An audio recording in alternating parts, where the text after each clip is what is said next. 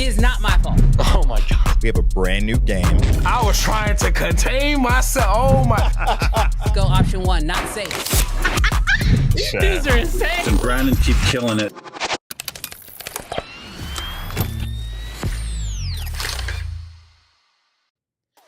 What's good, Creative Fam? Brandon Washington here, and welcome back to another episode of Uncensored. We are back, baby. I feel so good. I have to say, it is so great to be back in person. If you guys caught last week's episode, you probably already heard Houston got hit by a massive hurricane. We were without power, I kid you not, up until yesterday.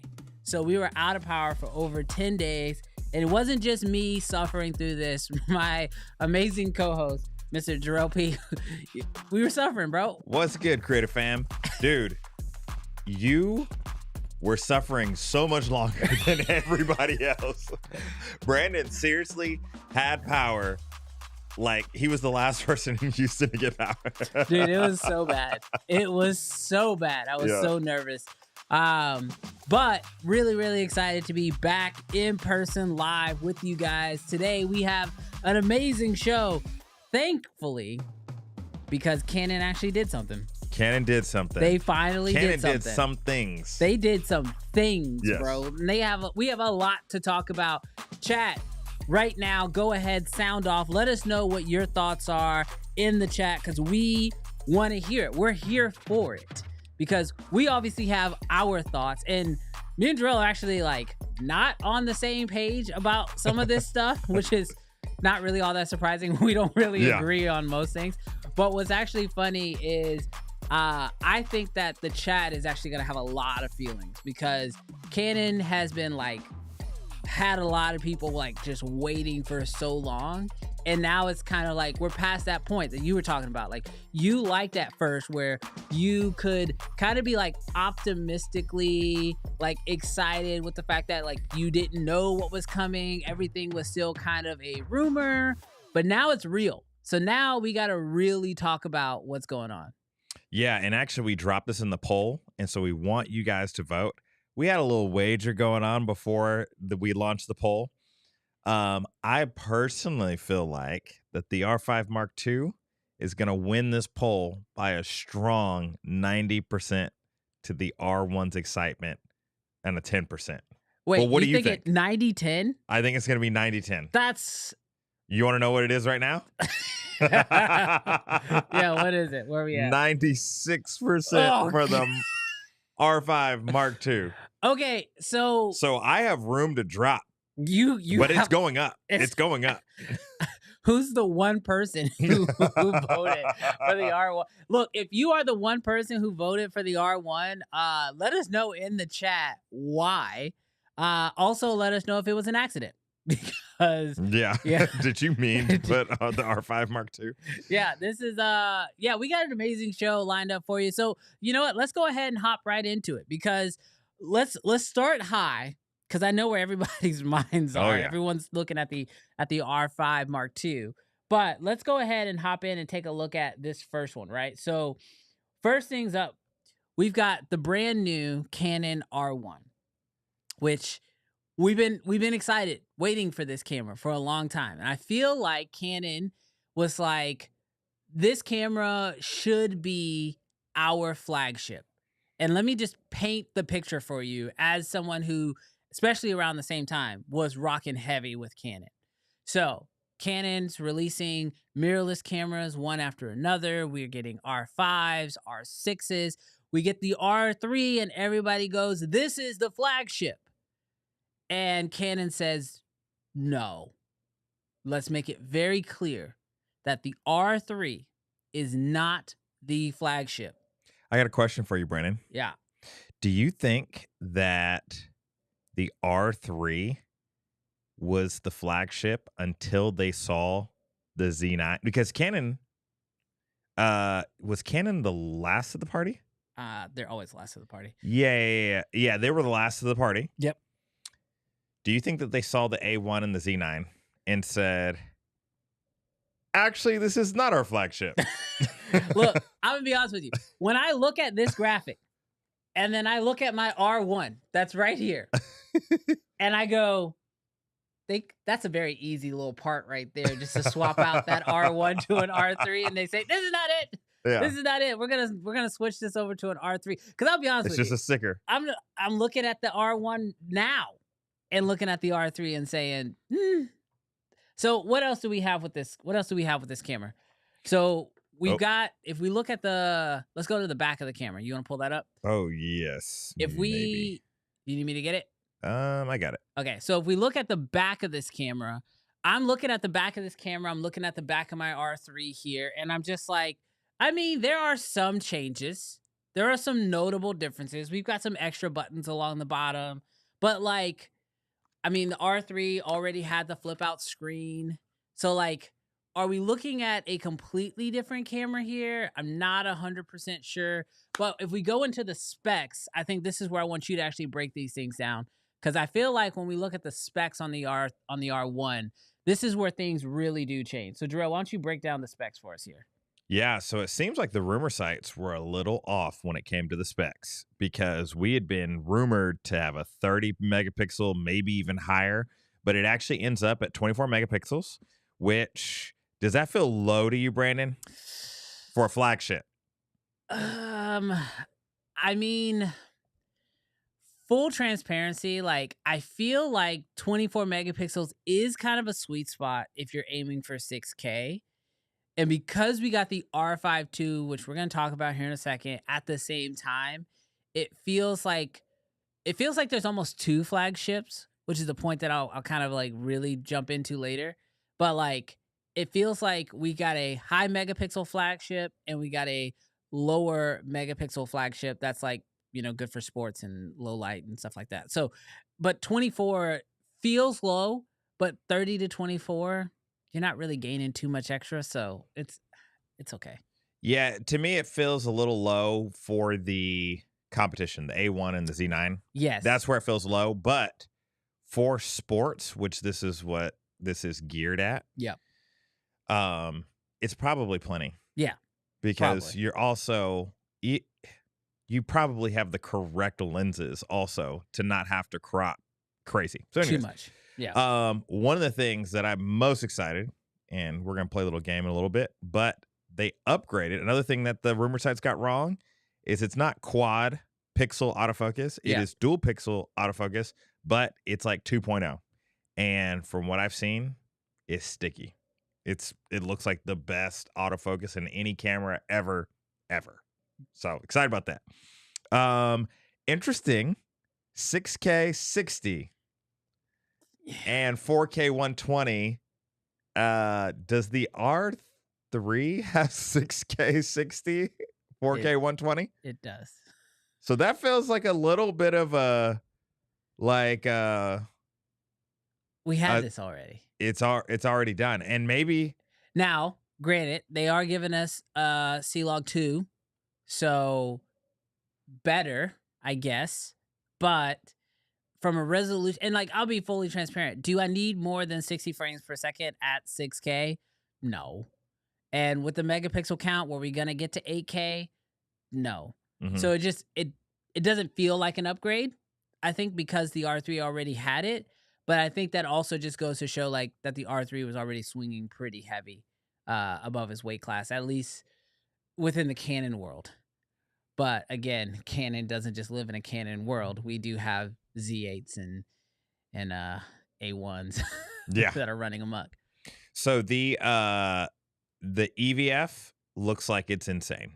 Yeah. Like, obviously, we don't have it. We haven't put our hands on it. We haven't looked through it, but it's huge. And that 9.44 million dot looks insane. It looks like you're looking through a telescope. So that's good. And then another huge, I think this is a step up from the R3.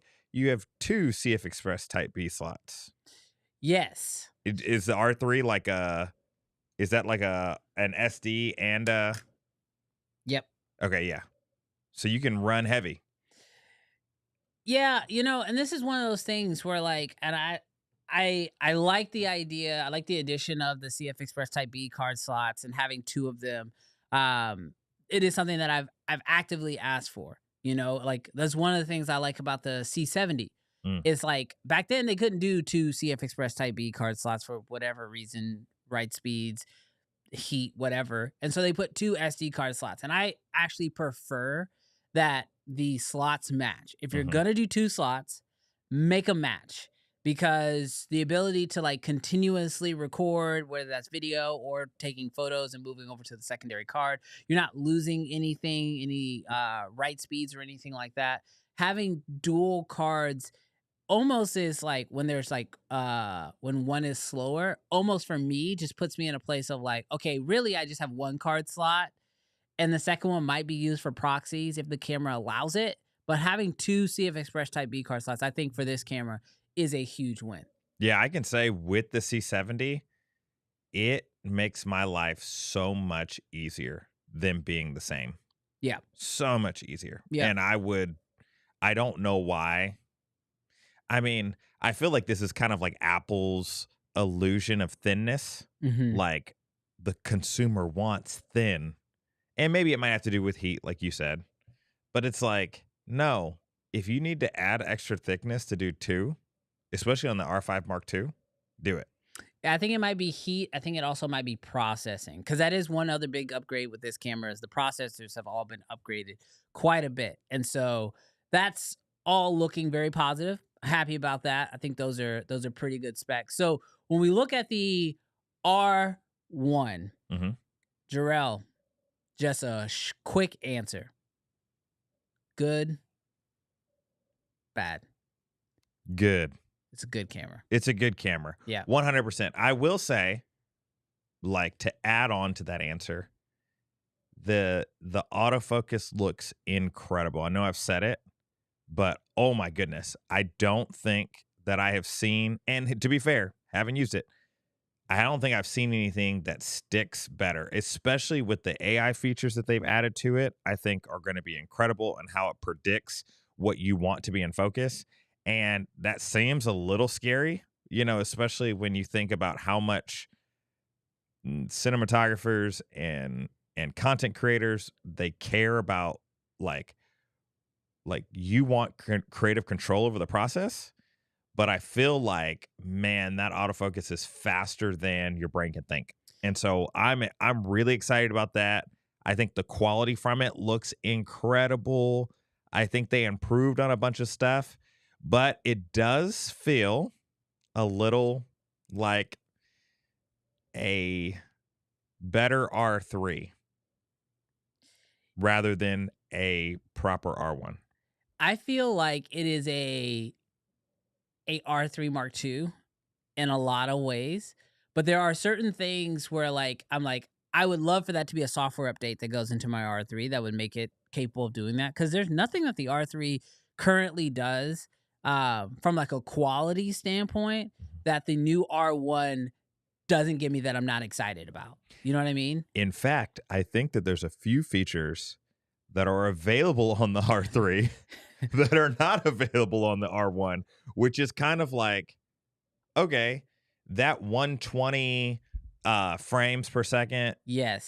photography, that's not available in the R1, but that was a software upgrade It was to the R3. So hypothetically, it could come. It can come to the R1. And like, I'll be honest, I have used that feature a few times, especially like photographing baseball, like when you want to get that perfect moment. But there were limitations to it that, as far as I'm concerned, if they don't bring that to the R1, there's no point in bringing that feature over.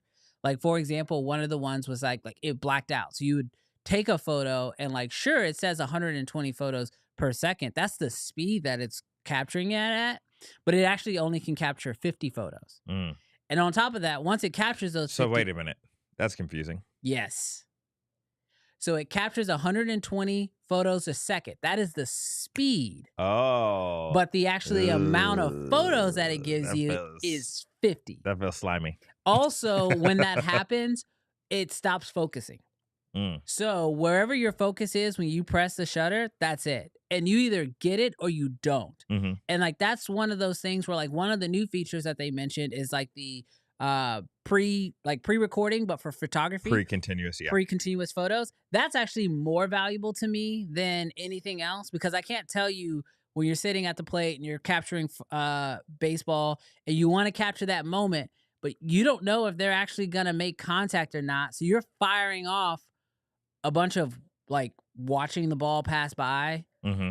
strikes, you don't want those photos. You're gonna end up throwing those photos away anyway. So I feel like the pre capture is actually more valuable. Mm-hmm.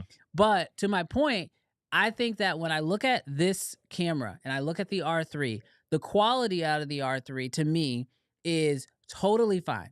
It's great. The image quality, the megapixels, the 6K, 60 frames per second. Like there's nothing quality wise out of the R1 that I saw that made me want that in the R3. Most of what I want is software related, like the autofocus, like the ability to register faces inside of the camera and have it prioritize those, or the sticky, or being able to choose certain like actual sports. They saying like I'm photographing basketball, I'm photographing volleyball, like I'm photographing these sports. Now tune your algorithm to that sport in particular. Those are things that I'm like, I know that I won't get as far as software is related because I know there is a hardware element with the new processor. Yeah. But like from the quality, I feel like I'm getting about the same quality as the R3. Now I could be wrong. Obviously, haven't shot with the R1, but I'm just like, I don't know if I'm gonna really see that big of a jump. Yeah, definitely. I would say this from a photo standpoint. I think that they've made huge leaps in video, not necessarily from the R3 to the R1, but from a photo standpoint, photos have been banging since the 5D Mark II days. Yeah. Like, if we're being honest. Now, there have been advancement in features like eye autofocus that will give you more keepers, but I don't know. I think that you could look at a 5D Mark II photo today and not know what took it. Yeah, I will say the thing that I think has helped photography, to your point, has been the enhancements of autofocus. Because if a photo is taken on a reasonably decent sensor and it's sharp, you can't really tell what took it. Like it's going to look amazing. And I think that's where Canon really leaned in heavy with this camera. Like even before the camera came out, all we heard was the autofocus is amazing. The autofocus is amazing. And like sure enough, like from the tests that we've seen so far, the autofocus definitely does seem amazing.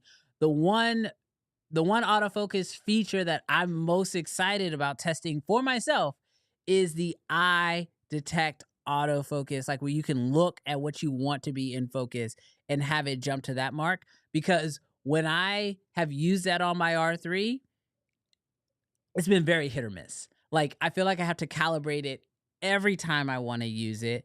And even when I do use it, it's still not the best experience.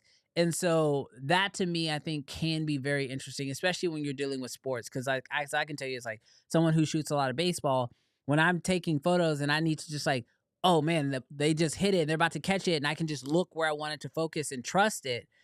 I want to be able to do that. On the R3 currently, I've never been able to like fully trust it, but hopefully the R1 has fixed that glitch.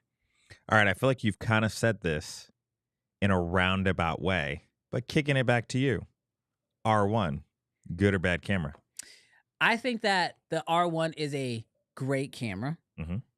but I think to the same point that I think you made is that is it a worthy?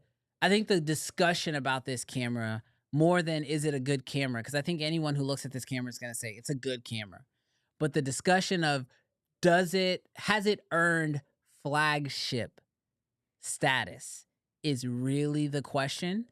Because when we look at everybody else's flagship, Mm-hmm. you can tell they threw the bricks at it. Mm-hmm. And they said, we don't care what it's going to cost. You'll figure out if you can afford it, but we're going to throw everything we can at it. And that's where it feels like, because we see what they've done in other cameras, especially now with the R5 too. Mm-hmm. It's like, did they throw everything at this camera, or did they make a really good sports shooting camera and they're going to let the R5 II sit side by side with it? Because if that's the case, if we're actually looking at a situation where there are two flagships, that makes a lot of sense to me. I don't know that Canon would ever say this, and I don't even know it to be true. But I think that there is a group of professional photographers, Yeah. NFL, Olympics, NBA, that have needs that probably drive the feature sets of the R1. Like, what do you need? You need faster Ethernet port? Great. Gonna put it in that 2.5. What do you need? You need to be able to, you need better low light performance, especially because you're shooting indoors and the lighting's a little bit weird. Okay, great. We're gonna do better noise reduction for you. I think the R1 does not care one bit about, well, to be fair, they did put out a flippy screen. But I think that the R1 cares not one bit about the content creator, the YouTuber. That's just my personal opinion about the R1, because I feel like I agree. They did throw everything at the R5 Mark II. Yeah, I definitely feel like Canon, and we're about to hop into the R5 Mark II, but Canon definitely drew a line in the sand between the two cameras and said, these are for two totally different people. Let's build the right camera for those people. And I think it's just contrary to what we see in most flagships, because the flagship is like, this is the pinnacle of all of our tech. Mm-hmm. But I think Canon decided to go a slightly different angle with it and just said, like, this is the pinnacle sports photographer's camera. It just happens to hold the R1 badge, but it's just not what we typically would see as most other cameras' flagships, which I think is kind of difficult, because when I look at most flagships, like even the Z9, like as much as I like the Nikon system and I like the Z9, I tend to find myself gravitating more back to the Z8, because they took out some things that actually worked out really well for me. And so I like the kind of the step down a little bit more than the step up that is the Z9. And the same thing has happened with Sony. I've never really been drawn to the A1. I've been drawn to some of their other cameras, and it's because those cameras speak a little bit more to me. So I think it's just a different approach. I think time will tell if Canon made the right decision. But what I want to hear from, what we'll do is we're going to go into the comments, because we're just two guys. Yeah. Let's go into the comment section and see what you guys have to say about this. We're only going to pull up comments that have to do with the R1, because the R5, I think, is where me and Jarrell have the most to say. But I really do want to know what you guys' thoughts are on the R1, because it is a very, I think sometimes we put these titles on things and then we set expectations around those titles versus just judging the thing for what it is in and of itself. So like if the R1, like if Canon came out and said, this is not the flagship, we're going to have a R0 or something, right? Like, would that change how we judge this camera? And I personally think it would, but let's go to the comments. So what do we have? Yeah, so from Julius, it says, the R1 and R5 footage appears to be Canon's best, except overheating, maybe ahead or on par with the C400. Dynamic range reminds me of the XH2S. Way to throw that in there. Autofocus seems to be better than the C400, which seems to be micropulsing. I haven't seen any micropulsing in the C400, but yeah. Yeah, I feel like Canon's images are always great. Now, what's going to be better? I think there's going to be a lot of tests that come out over the next few months. Yeah. To really see like where is the difference, because there is something to like, the R5 Mark II is a 8K camera. Mm-hmm. And you shoot that up against a 6K camera and you will see the difference, especially side by side. Yeah. But I think you even had this experience not too long ago. You shot with your C70 on a job and it was the only camera that you had. Mm-hmm. And when you don't take the C70 and put it next to like another camera, you realize, oh, the C70 is fine. It's great. It's just sometimes when you start cutting different cameras together, where having the higher resolution coming out of an R5 II versus a R3, or I'm sorry, an R1, you are gonna see those differences. Oh yeah. The quality, like the image, the crispness of going from 8K down to 6K or 8K to 4K, you're going to see that difference. It doesn't make the 4K image any worse. Yeah. It's just a different type of looking image. Absolutely. Eric Hart says C-Log 2 with 16 stops of dynamic range. Dude, this is obviously, camera companies will put out the dynamic range. Right. And we know that it's not always usable dynamic range. We're gonna need Gerald to tell us the truth. But if it is 16 stops, glory. That's gonna be incredible. You know, that's actually something where I feel like having C-Log 2 in this camera is Canon's way of like really saying like, hey, no, we're not letting the video stuff go. C-Log 2 definitely is gonna expand things, but again, 16 stops, that's a heavy claim. Yeah. And the crazy part is I feel like the Canon cripple that we've heard of, that like, hey, we're gonna reserve certain features for our cinema line and we're gonna keep them out. I feel like this is a first for Canon to put C-Log 2 into a non-cinema camera, which I'm here for. Yeah, I feel like Canon's starting to really understand that, like, just because you put C-Log 2 or you give these mirrorless cameras video heavy specs, that doesn't actually mean that, like, you're gonna sell less cinema cameras. Yeah. I think because, like, if anything, you might sell more because people who bought the cinema cameras now can actually use a mirrorless camera as a B cam, where otherwise they just wouldn't, or they would have bought a mirrorless camera anyway and just had to work around those limitations. So Yeah, and this is a good step. nobody's stepping up to a C500 Mark II for $15,000 back in the day for C-Log 2. Right. Right. They're gonna buy a $30 LUT. That's exactly what it is. So let's just be real. So Nathan says R1 is a let down. Wow, let down. Spicy take. That is. I feel like it's not. I guess. I mean, here's the thing. What we keep kind of like telling Canon this, but like when you wait too long, Mm. there's just a higher level of expectation. You know what I mean? Like if you take too long to actually come out with the camera, Mhm. now we start wishing and dreaming. And then let's not pretend that Canon didn't like hype the mess out of this camera. I Yeah. saw more teasers. I saw more like even just a Pelican case rolling through like R1, here it comes. Like they were building this camera up. So if somebody says they feel a little let down, honestly, I see where they're coming from. But at the same time, I would wonder if you look at the R5, does that fix where you feel like you got left down? Because I don't know. I feel like the R5 is a nuts camera. Yeah, no, it's definitely nuts. So I think this might be our last comment. Now, there might be some more, but I think don't care if it's a flagship or not, and it is expensive. But based on what I've seen so far, the R1 seems to have the best image quality on video of any mirrorless out there. Much better video than the R5 too.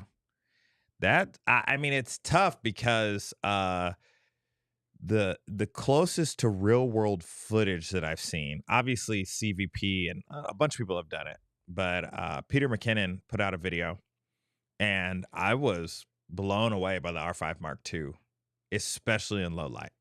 Yeah. And I will say the same about the R1. Like, I think there might be a new king of low light. I'm just throwing it out there. Not just the C400. Okay. Not just the C400 and the triple base ISO, but I think that Canon is now at least in the same. Well, no, that isn't even fair. Canon's in the race. In the 100-meter, Canon is in tied, pulling ahead. We'll see. We'll see. Now, I will say it's scary, though, because while we're at Mark 1, Mm-hmm. the A1 and the Z9, now they know what Canon's doing. That's hard. That's hard. I wanted this to be the opposite way around, where it was like, okay, we see what the Z9 was doing. We saw what the A1 was doing. Boom, drop the hammer. Now it feels like Sony and this is why I like to be in that rumor spot more than I like to be once the facts have been delivered, because now, gosh, now Sony and Nikon have all the power. Well, I think what's crazy when you look at these cameras is like we're comparing them to what's already out there. It's not blowing away what already exists. And that's where I think you're right. Like, I think Sony has a opportunity to just pull away. Or they could not. They could drop the ball. I mean, the A7 IV came out, and as far as I was concerned, I thought that was going to be them pulling super far away, and it didn't. It was more of just like a generalized upgrade. So Yeah. maybe not. Maybe we've reached peak camera tech. Yeah. But I don't think that's true because Canon also released an R5 Mark II, which I think we need to talk about it. we need to jump into the R5 Mark II because I feel like that's still where most people are the most excited. Is in the R5 Mark II. Well, let's see if we can find. All right. So, Brandon. Yeah. So we're looking at the Canon R5 Mark II, which is a phenomenal. Like, this is what I kind of was hoping. Like, if the R1 is a new camera, like, I feel like it really feels more like an R3 upgrade because, like, we're seeing what an upgrade looks like.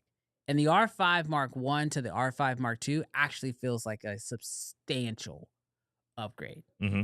So when we look at this, one of the number one problems that Canon ran into with the R5 Mark I was overheating. Nobody shied away from it. Everybody attacked them head on.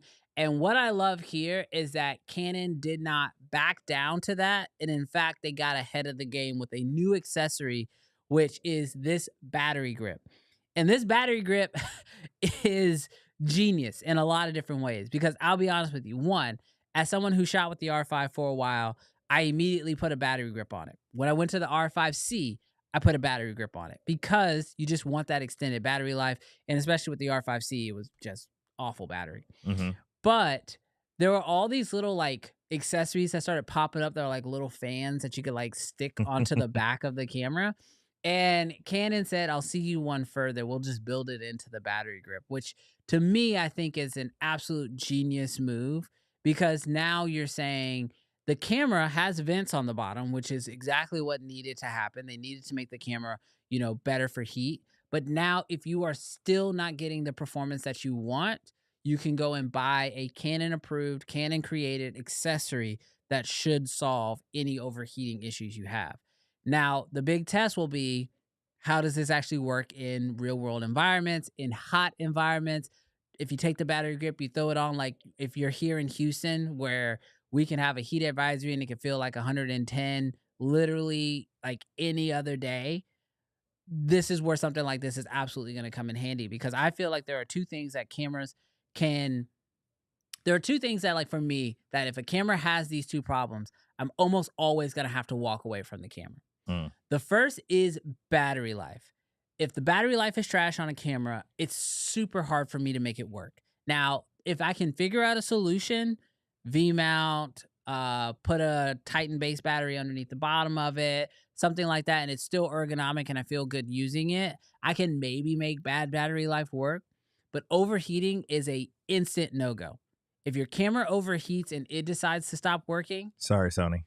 Yeah, you're kind of done. Like it ruins the entire experience. And Canon, even in the past, to jump back on Canon, when they put the little timer up there and you see it go from 29 minutes and 59 seconds down to like 15, and then it goes to 10, and then it goes to 5, and the camera's telling you, hey, I'm about to overheat. Hey, I'm about to overheat. Creatively, I'm done. Yeah. Because like now all I'm thinking is, oh, I'm rushed because my camera's about to overheat. Can I get this shot? Do I have enough time?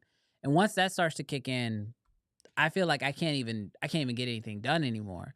So the fact that Canon is coming at it with this vent, I think is absolutely amazing. That's the one element for me that was the most exciting. But I know there's still a ton of specs I got upgraded to, so we'll hop into those. For sure. And the interesting part is they did address both of your concerns, but that also, I think, causes a little bit of griping because that battery grip's $400, and the battery thing that you talked about, they're coming out with new batteries for the R5. Yeah.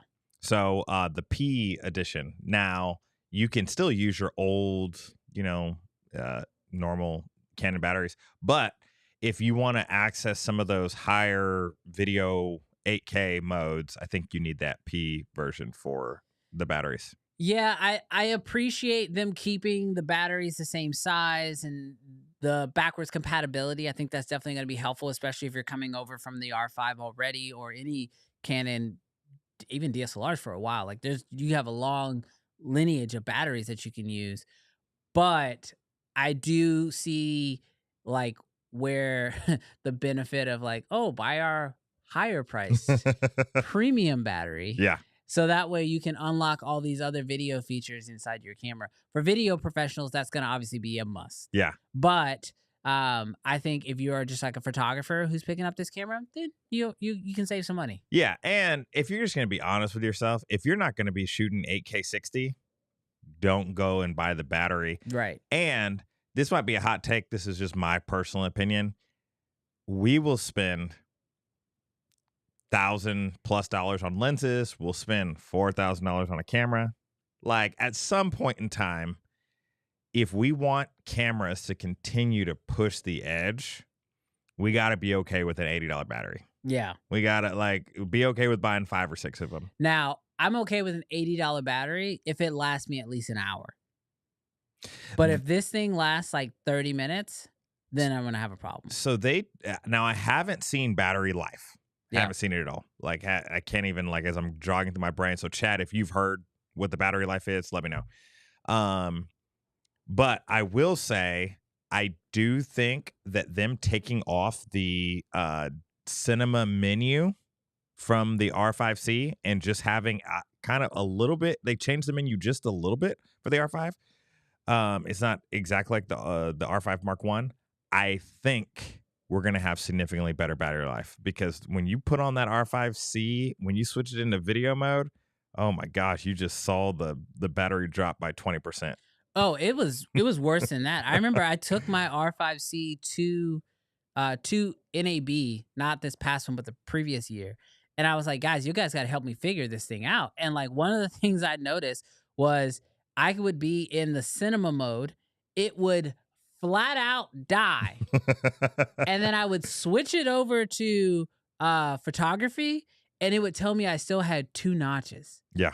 Which should be, anywhere between 30 to 40% battery life still, which is just like blew me away that the cinema menus were that like power consuming that it couldn't even run just the screen on. Yeah. So yeah, absolutely. I think they've made the right moves here, but I think we need to hop into some of these specs because I think these are going to be pretty big. All right. So, 45 megapixel full frame stacked CMOS sensor, which I've heard that the readout speeds of the sensor are close to the R3, very similar. And so, Brandon, when you were shooting, obviously you're used to global shutter, but when you're shooting the R3, did you notice rolling shutter when it came to photography or videography? Not that much. Yeah. I mean, the stack sensor definitely helps with some of that. It's very rare that I'm whipping my R3 around, but I will say. What about baseball? I was gonna say, yeah. When it comes to, you do start to see a little bit of bowing in the bat, which is really just tough. And like you just can't really get around it. So until we start getting global shutter sensors inside of photography cameras, I think it's just gonna be something we'd have to deal with. The stacked is kind of like the next best thing. Yeah.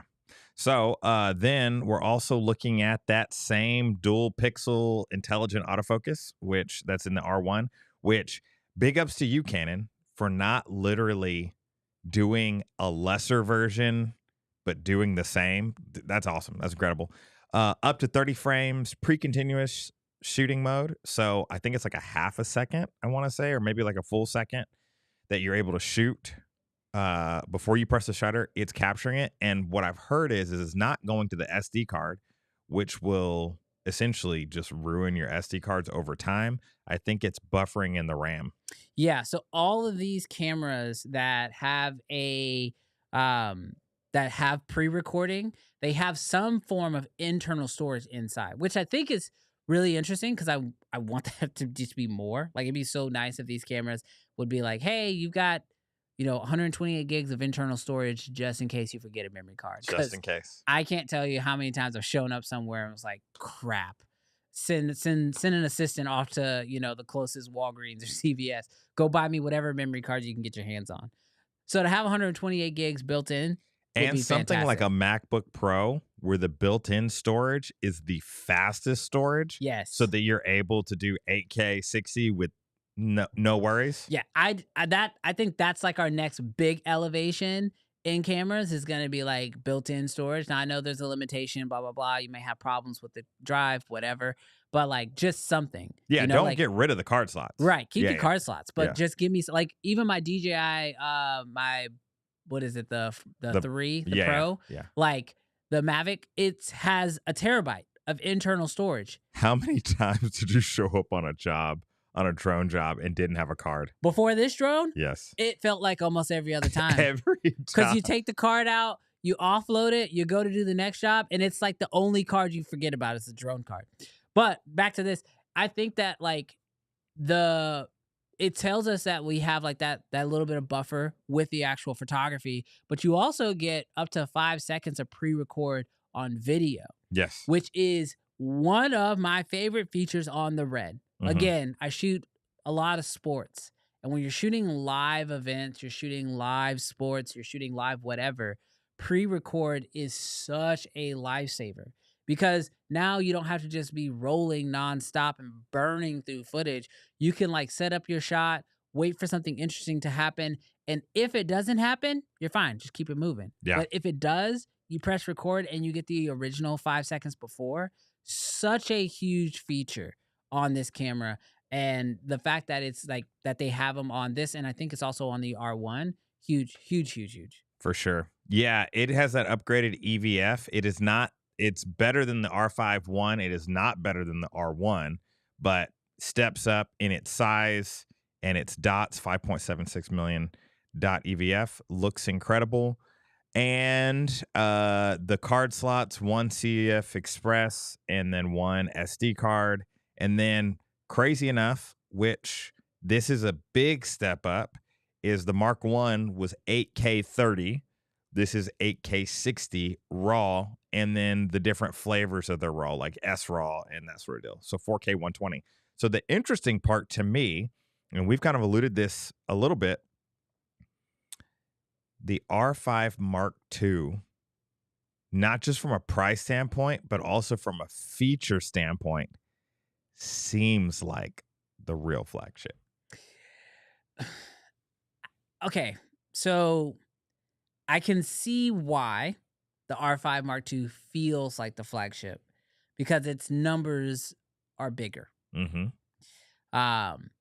But the price tag is cheaper. So, so there you go. No, I you know what? Do you want to know what the poll is? You want to know? You want to know? Okay, here, what is it? 92% of the people in this audience are most excited about the R5 Mark II. You're pretty close. Pretty Would close. you say 90-10? I said 90-10. So you're 92-8? I can drop just a little bit. I but haven't voted. I could offset it for you. No, there's not enough of you. there's not. Look, I think that this Canon camera, I think this Canon announcement, the R5 Mark II, is the saving grace of this announcement. Because I'll be honest with you, if the R1 was all they announced, I think people would be very disappointed. Mm. But I think the R5 Mark II does a great job at filling in those gaps. You want higher megapixel? R5 Mark II. Higher megapixel for 8K video? Cool, it's all right there. All of the autofocus features, everything that we could possibly try to make to software-wise, we put it in both cameras. Now, are there benefits to the R1's body? Sure. Dual CF Express Type B card slots, you have it there. The spots for the Ethernet, and like you have those elements that the bigger body gives you. But I think that the fact that you have both of these cameras actually helps them out a lot. I feel like it feels almost like deja vu in like the sense of like the R5 Mark 1 came out and then the R6 Mark 1 came out, but it completely overshadowed the R6. And the R6 kind of got like lost into obscurity and nobody really talked about it because the R5 came out and then it was just all controversy. This time they kind of learned their lesson. They're like, the R6 is a really good camera. So they dropped the R6 Mark II by itself Mm-hmm. so it could get the praise and love that it rightfully does deserve. Mm-hmm. And then when it came to the R1, they were like, all right, we're going to drop the R5 Mark II kind of at the same time and let them build on each other because the R1 is going to be such a niche audience that's actually going to go in and pick up this camera. I think most people are going to be looking at the R5 Mark II and the R6 Mark II, and those are going to be the highest selling cameras, like in these this 3-tier list. Yeah. Those are going to be the two that really push the envelope. The R8, meh, for the full frame size. The R1, sitting in third place. But I think you're really going to see most of your sales coming from an R5 Mark II and the R6 Mark II. Yeah, for me, I did not pre-order. I'm not going to pre-order right now. Going to wait. Wow. Going to save some money. Going to Wow. save it. But I will say that personally, honestly, like if I could have, I would have. But I'm also going to say this not in a way to discourage anyone. Cameras are so good right now. And especially if you've bought within the last few years, you don't need to upgrade. The only reason why I'm upgrading to the R5 Mark II maybe next year is I want to see real world footage. I want reviewers that are not ambassadors. Love Peter McKinnon. Love, I think her name's Vanessa. Like there's a lot of ambassadors of light that are really cool that do incredible work. But I want to see someone's video where Canon's not in the room. I want to see their real take on it. So I'm waiting for that, but I'm also going to say, don't upgrade if it doesn't fulfill a need. I shoot a lot of sports and I shoot a lot of ballet dance where I am 100 to 200 feet away from the stage. And one of the things that for me that I am most excited for with the R5 is the larger sensor. And so when I go into crop mode, it's going to be a higher quality photo. Yeah. Which to me, I believe, and whether it's true or not, I don't know, because I don't know if the client believes this, but I believe that if the photo is a higher quality image, it will drive more sales. I will make more money. I'm not buying the R5 Mark II because it's new and it's fancy and it's got AI this and AI that. I'm buying it for a very specific business need that I believe that will help me drive more sales than I'm currently doing right now. All right, so I think that brings up a really good question that I have for you. So the R5 and the R1 introduced all these new AI features. One of the ones I thought was really interesting is the internal noise reduction. And Should we? Hold on. Should we play a little game? Okay. Should we play a little game? Am I stepping on the toes? Let's play a little game. All right, chat. Let's do this. You ready? Let's run it. Let's just play it. It's just not gonna do it. It's not gonna do it. Okay, that's fine. Underrated, overrated. Alrighty, so chat. This is what we're doing right now. We're gonna play underrated, overrated. You're like, we've played this game before, but we are gonna look at the specs of the R1 and the R5, and we are gonna ask this question: underrated, overrated. Canon says game changing. Well, I don't know if they said game changing, but they obviously put these features in thinking that this is going to change the game. And so what we want to do is we want to know from you and also from Brandon if we think that these actual specs are going to do something in the camera world. So, oh, look at that. Boom. Got it. All righty. So let's start off with AI because Canon's not calling it AI. They're calling it deep learning. Okay. So chat, when I say this feature, I want you to type the feature name and then I want you to put underrated or overrated. And so you started off talking about it. Yeah. I saw a photo from Canon or from Vanessa where she was shooting at over 50,000 ISO. Yeah. And she applied the in-camera noise reduction and it was clean. Is the noise reduction inside the camera body underrated, overrated? I am going to say this is gonna be. I'm so sorry. I think it's overrated. Okay. Okay, I think it's a really good technology, but it's kind of like starring your photos in your camera. Mm, Like like your camera has had the ability to star photos forever. hmm. And in fact, you can actually even crop your photos inside of your Canon cameras right now. Yeah. I never do any of those things. Like, I think it's a really cool feature, and like, will it come in handy in the one Quick time? pause. Quick pause. Yeah. If it's better than Lightroom's noise reduction, would you use it? No, because I'm not gonna Wow. edit my photos on my camera. Mm. Like, I think it's only gonna come in handy in like very, very unique situations. Like, for example, this past weekend, I don't do this often, so nobody try to hire me for this, please. But I took photos of an engagement. And so it was a proposal, the whole nine. We were hiding. Surprise, you get like he's dropping to a knee, take the photo. And I did that. And like they needed a photo like immediately after I was done taking it, right? Yes. But I just literally transferred it wirelessly from Yes. my camera to my phone, which had Lightroom on it. Uh-huh. I threw a preset on it, did some quick little editing, Yeah. and then didn't even do the noise reduction, but probably could have. And then sent it over to them, and they loved it. They were happy. They were able to post their photos online. I feel like there are very few situations where you're going to want to like edit your photo on your camera and then transfer it off, where you couldn't just transfer it off and just do that edit off. Because we have phones, we have iPads and laptops, I just don't know if that's a feature I'm gonna use inside the camera. Is it cool? Yes, great, awesome, I love it. If it somehow automatically applied that noise reduction to every photo that was taken over a certain ISO range, and so it just came out of the camera clean, that's great too. But from what I saw, and I could be wrong here, chat, you tell me if I'm wrong, but I feel like what I saw was whenever you do those changes, Hmm. it also spits out a JPEG. That was going to be my reason for it being overrated. Yeah. If it could maintain the ability to still be raw and still be edited as a raw photo once it came off the camera.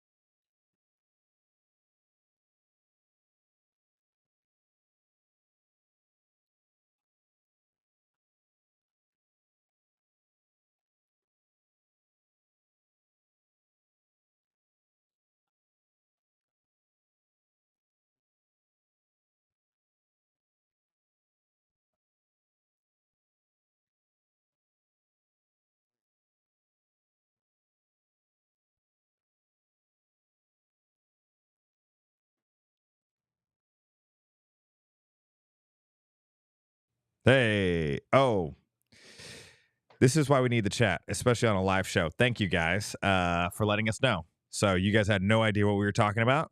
So underrated or overrated, the AI feature where it inside the Canon camera, it will signify if the photo is blurry or not, misfocus, and then it'll include that information in the metadata so that when you bring that into Lightroom or whatever your chosen editor is, it can begin to somewhat cull out your bad photos. Sorry, I like that that comment. It says, "Let's play a game. Guess what they're trying to say?" Bad lip reading. This is bad lip reading only. But yeah, all right. So thank you guys so much for tuning in with us and helping us out there.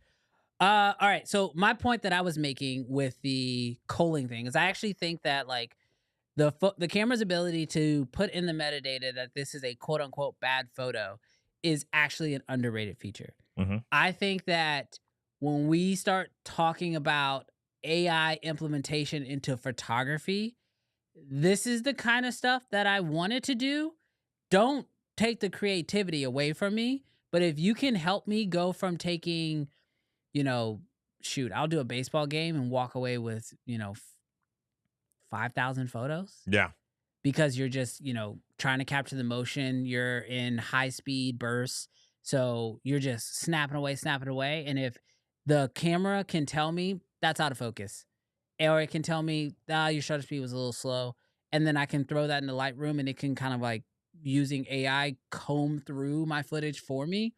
That is actually something that is actually really helpful. Super, super underrated. Yeah. Super Now, underrated. granted, is that something that the camera has to do, or is that something that Lightroom will be able to do in just probably a software update? Well, right now I am paying for an AI culling service that's like $30 a month. If Canon just puts it in the camera and it does it for me, I am deleting that tomorrow or when the R5 Mark II comes up for me. That All makes right. sense. So, now another AI, the AI autofocus. So, I don't know if you've seen much on it. I have. This is the one But thing I've seen the most on. the volleyball, the soccer, and the basketball. It is literally determining who has the ball Yes. based off of their body movement and joints to who to focus on. Yeah. Underrated or overrated? I think that is incredibly underrated. And I think we're going to see more of this. Like when we talked at the beginning of this year and we were talking about features that we were going to see in cameras this year, we talked about AI. No, what the heck is going on? Sorry, we're getting all kinds of technical stuff happening here. But I think that the AI autofocus is not going to be I think we're going to see that all year.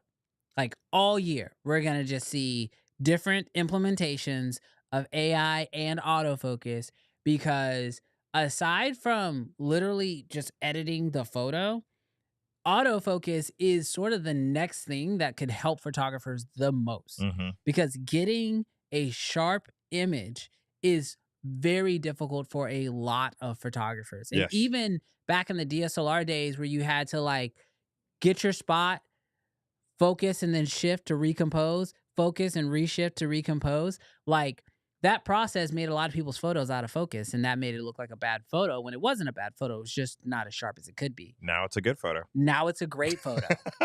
Now it's a great now photo. The blurry photo is great. Yes. So now composition becomes everything because if everybody has super sharp, I mean, how many of these A1s or R1s are we going to see at, NBA basketball games? Everything's going to be in focus. Yeah. So who has the best angle?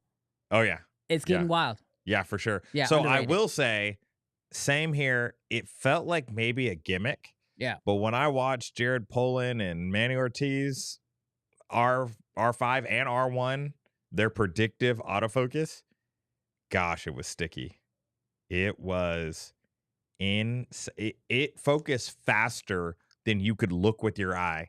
It focused faster than you could get to the joystick on the player with the ball. It looks like the future. Yeah. And so Canon says it can go to many more cameras. Well, I'm excited. Or to not see many that. more cameras, many more sports. Yeah. So, I want to get baseball soon. And I think what's going to be hard though, or what I'm really interested with the AI is what do they do with sports where you can't see the faces? Yes. Like helmets, cars, just different things where like you can't see faces or people are moving at crazy high speeds. Or the ball's really small. Yeah. Like that's going to be harder. Yeah. But maybe you don't need it at tennis because there's two people. Yeah. So, but it'll be interesting to see. All right. So now coming off of AI, let's just talk about some of the features. Underrated, overrated.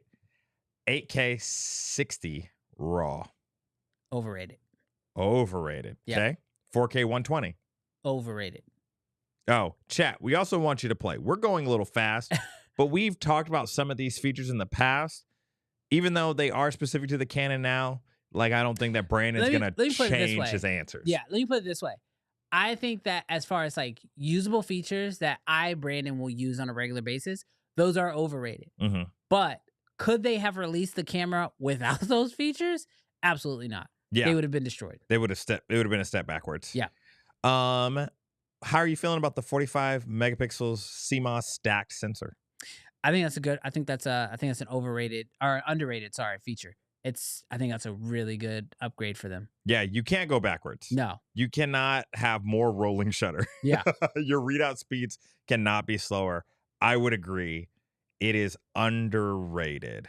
Maybe properly rated, but at least underrated. Yeah. That C-Log 2 60, if it is true, the C-Log 2 16 stops of dynamic range. Massively underrated. Yes. Massively underrated. I think that could be a reason why some people, especially in the video space, actually upgrade. Mm-hmm. If you had an R5 and you're thinking about going to the R5 Mark II, I think the 16 stops of dynamic range C-Log 2 could be the deciding factor. Absolutely. I've said it, but I'm believing it too. I do think that we have a new king of low light. We don't know what Sony's doing in the background, but right now, that ISO performance, because you kind of said this on the first part of the noise reduction in the photography, man, those high ISOs that they were shooting the videos on, it looked clean. It looked clean. It didn't look soft in the shadows. So I'm excited for that. Full-size HDMI, underrated, overrated. Oh my gosh. First of all, I don't know who had to fight for that to put that in the cameras, but thank you, engineer at Canon. Good night. These micro or mini or whatever they had, crappy HDMIs that they had on their previous cameras, get out of here. Where are we? Chat, let them know how much you wanted the full-size HDMI. Like, dude, what were y'all even thinking with these little micro HDMIs? Like, I don't know how much space you were saving in the camera, but figure it out, bro. Yeah, But no, full-size HDMI, oh man, such a huge improvement. And last but not least, Eye Control 2.0. I am going to still say that is overrated. Overrated? Yes. Until you see it? No, I think the feature overall is overrated. It's coming to the R5 and the R1. Yeah, still overrated. I don't care. It's something that, like, I feel like it is a really cool gimmick, but it's like... But if they figured it out? I think their AI autofocus is going to work faster. I think they're going to get the AI autofocus working faster than the eye tracking. But you can only use that in 3 sports right now. I don't think it's... I mean, if it's good enough, maybe. Okay. But I think what we will see is AI autofocus will take over as the standard of autofocus. It won't be sports related anymore. It will just be like, oh, is this a portrait? AI autofocus for portraits. I'm going to say overrated too. I'm excited for it to work because I don't want there to be any feature on a camera that's just a gimmick. So I'm excited for it to work.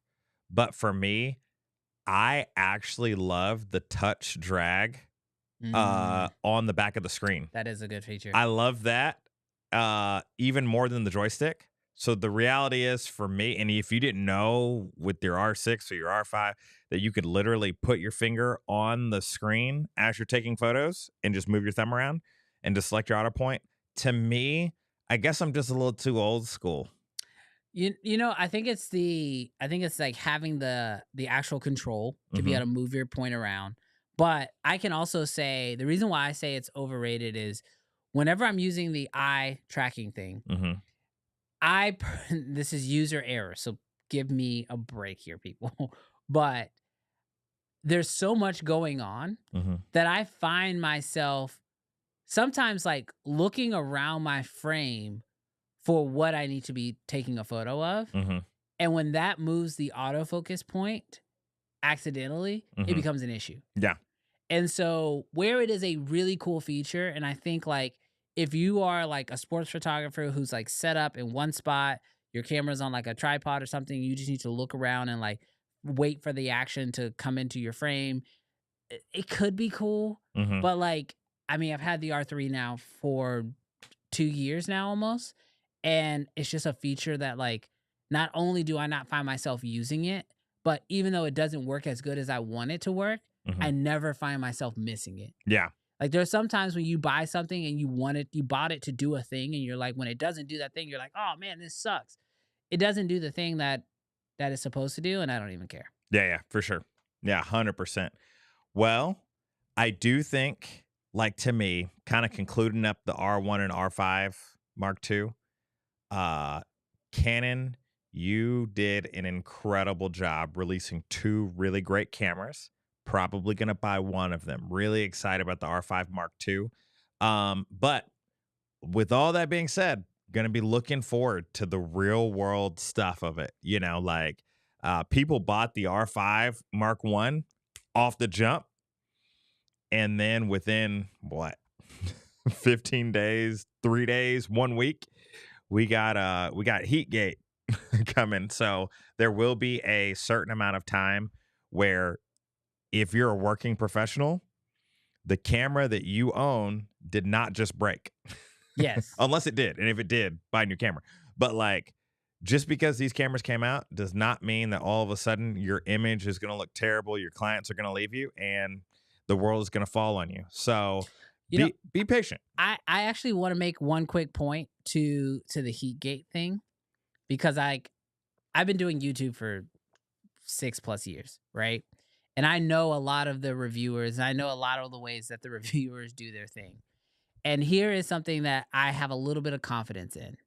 Because we have not gotten Heatgate Part 2 already, right?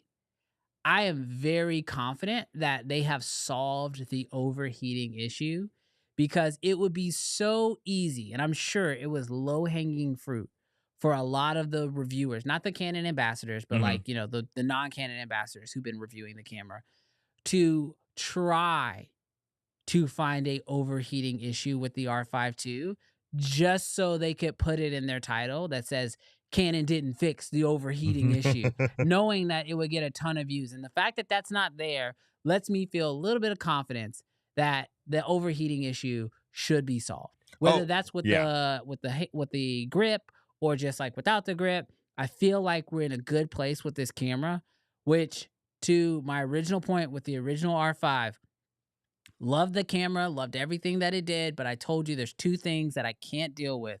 Battery life, kind of can figure it out, but if I can't figure out a solution, it's got to go. But if a camera overheats, I cannot put myself in a situation where I have to get a shot and the camera overheats or the camera decides I can't work anymore. So that's why I wrote the R5 off. And I think a lot of people wrote the R5 off because of that same reason.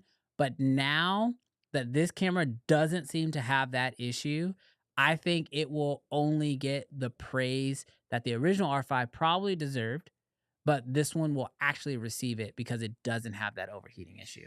Yeah, I want to say through the firmware update with the original R5, like most people, they dealt with most people's overheating. Now, if you live in a very hot place, it probably still gives you that warning.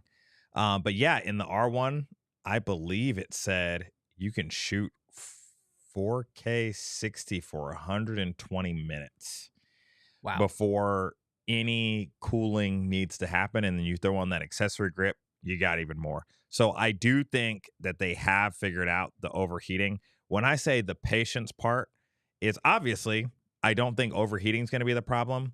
But the one thing that I'm interested in, Canon, if you want to send that out, is I've heard on the R5 Mark II that the 4K does line skipping. And so I'm just interested, you know, um, just what that quality is going to be like and what it's going to, I'm sure it's going to be mind bending and blowing, but I just know that I'm not going to be shooting at 8K. Like, even if it has that feature, I'm going to test it. I'm going to put it through its paces. But for my real estate gigs, for my commercial work, I'm not shooting 8K. So I need to know that every flavor of everything below 8K looks crispy. Yeah. No, absolutely. I agree. Chat, let's hop in the chat really quick and let me hear what you guys have to say because I feel like the R5 II will be the best seller. I don't think it's real. I mean, what's the poll telling us right now? The poll is at 91% excitement for the R5 Mark II. Dude, I think you might actually almost nail it. Like by the time we're done, I think you'll be spot on at 90-10. But no, I absolutely think that. Go ahead. So Doc says this. He says, what qualifies as a gimmick because you won't use it or because nobody will use it? Give an example of a gimmick. So I think that a gimmick is a feature that has good intentions but has no practical real world use, or there is another feature that actually overshadows that and that becomes like what you actually end up using. So for me, I think the eye focus tracking, great intentions. I think that the idea of it is great. However, all it's really doing is just moving your selection window when you look through the EVF. Mm-hmm. And to me, you're 9 times out of 10, you're either going to have like a selection box, which you could use your finger and move it around just as fast on the back of the screen, or you're going to have it be whole view. So it's just got to find the subject that's going to be in focus. Or if you're in an extremely challenging focus situation, you're going to go to the the AI autofocus. So where the eye autofocus tracking thing, or what, not eye autofocus, but the eye Control focus is a great idea in theory. Mm-hmm. I've not met any R3 users who shoot on a regular basis who say that's my go-to focus system. Mm-hmm. It's great when it works, but on the R3, it doesn't work all the time. And therefore, for me, it's more of a gimmick in a sense of it's cool. It's something that nothing else can do, and it's very easy to throw it into marketing material. But from a realistic use case, I don't see many people actually using that feature. Yeah, to me, to go even one step further, it's something that's hyped as a game changer. And even if Canon's not the person hyping it, which oftentimes they are because they developed it and they think that it's going to move the needle. And this is not even, like the type of hype where it's like, we want people to believe this is greater than it is, because they might actually believe that it is game changing. It's just the reality of something that is hyped as a game changer that just ultimately falls flat. Something that is not mass adopted. Something that's like, oh, look at this, check this out. This is going to change how you take photos. And then nobody uses it. Yeah. And so the intentions might not have been for it to be a gimmick. Like, hey, let's distract people away from our poor sensor dynamic range or whatever. Right. Not like that we're trying to deceive someone, but just something that ends up falling flat, for me, is what ends up being a gimmick. Yeah. And again, I think that things can change. I think sometimes things can have the best intentions, Mm-hmm. but it just doesn't follow all the way through. You know what I mean? Now, I probably stand opposite of you on the eye control. I don't use it, but I could see a future in which, especially for the younger generation of shooters, where they've never used a joystick. They've never used touch and drag. Yeah. And that's all they know. And once the technology gets good enough, and maybe it's good enough in this implementation of the R5 and R1, maybe that's all they ever use, and maybe we're just the dinosaurs. I don't know. Yeah, we're definitely. So I think that the R5 and the R1 have the opportunity this cycle to go from being gimmick, maybe very niche people that use it, to now being a mass adopted thing. It has another shot at it. So yeah, we'll see. I think being on the R5 is going to help it. Yeah. Okay. Let's see. I'm waiting for the R6 III with C-Log 2 and full HDMI port. My T3i 5D3 and my A7S III still work for me. Look, I think we've said it multiple times on this stream. This year, honestly, I feel like if you've upgraded cameras in the last 2 years, this is getting really tough, but it's like, what are we upgrading for? Yeah. Like, I mean, that's kind of the big question for me. And I think maybe that's why, like I'll give full context here, but like, this week, obviously, we knew that Canon was going to announce on Wednesday. For those of you guys who don't know, I'm based in Houston, and so we have not had power since not this past Monday, but the Monday before that. Yeah. So well over 10, 11 days, and we got it back yesterday.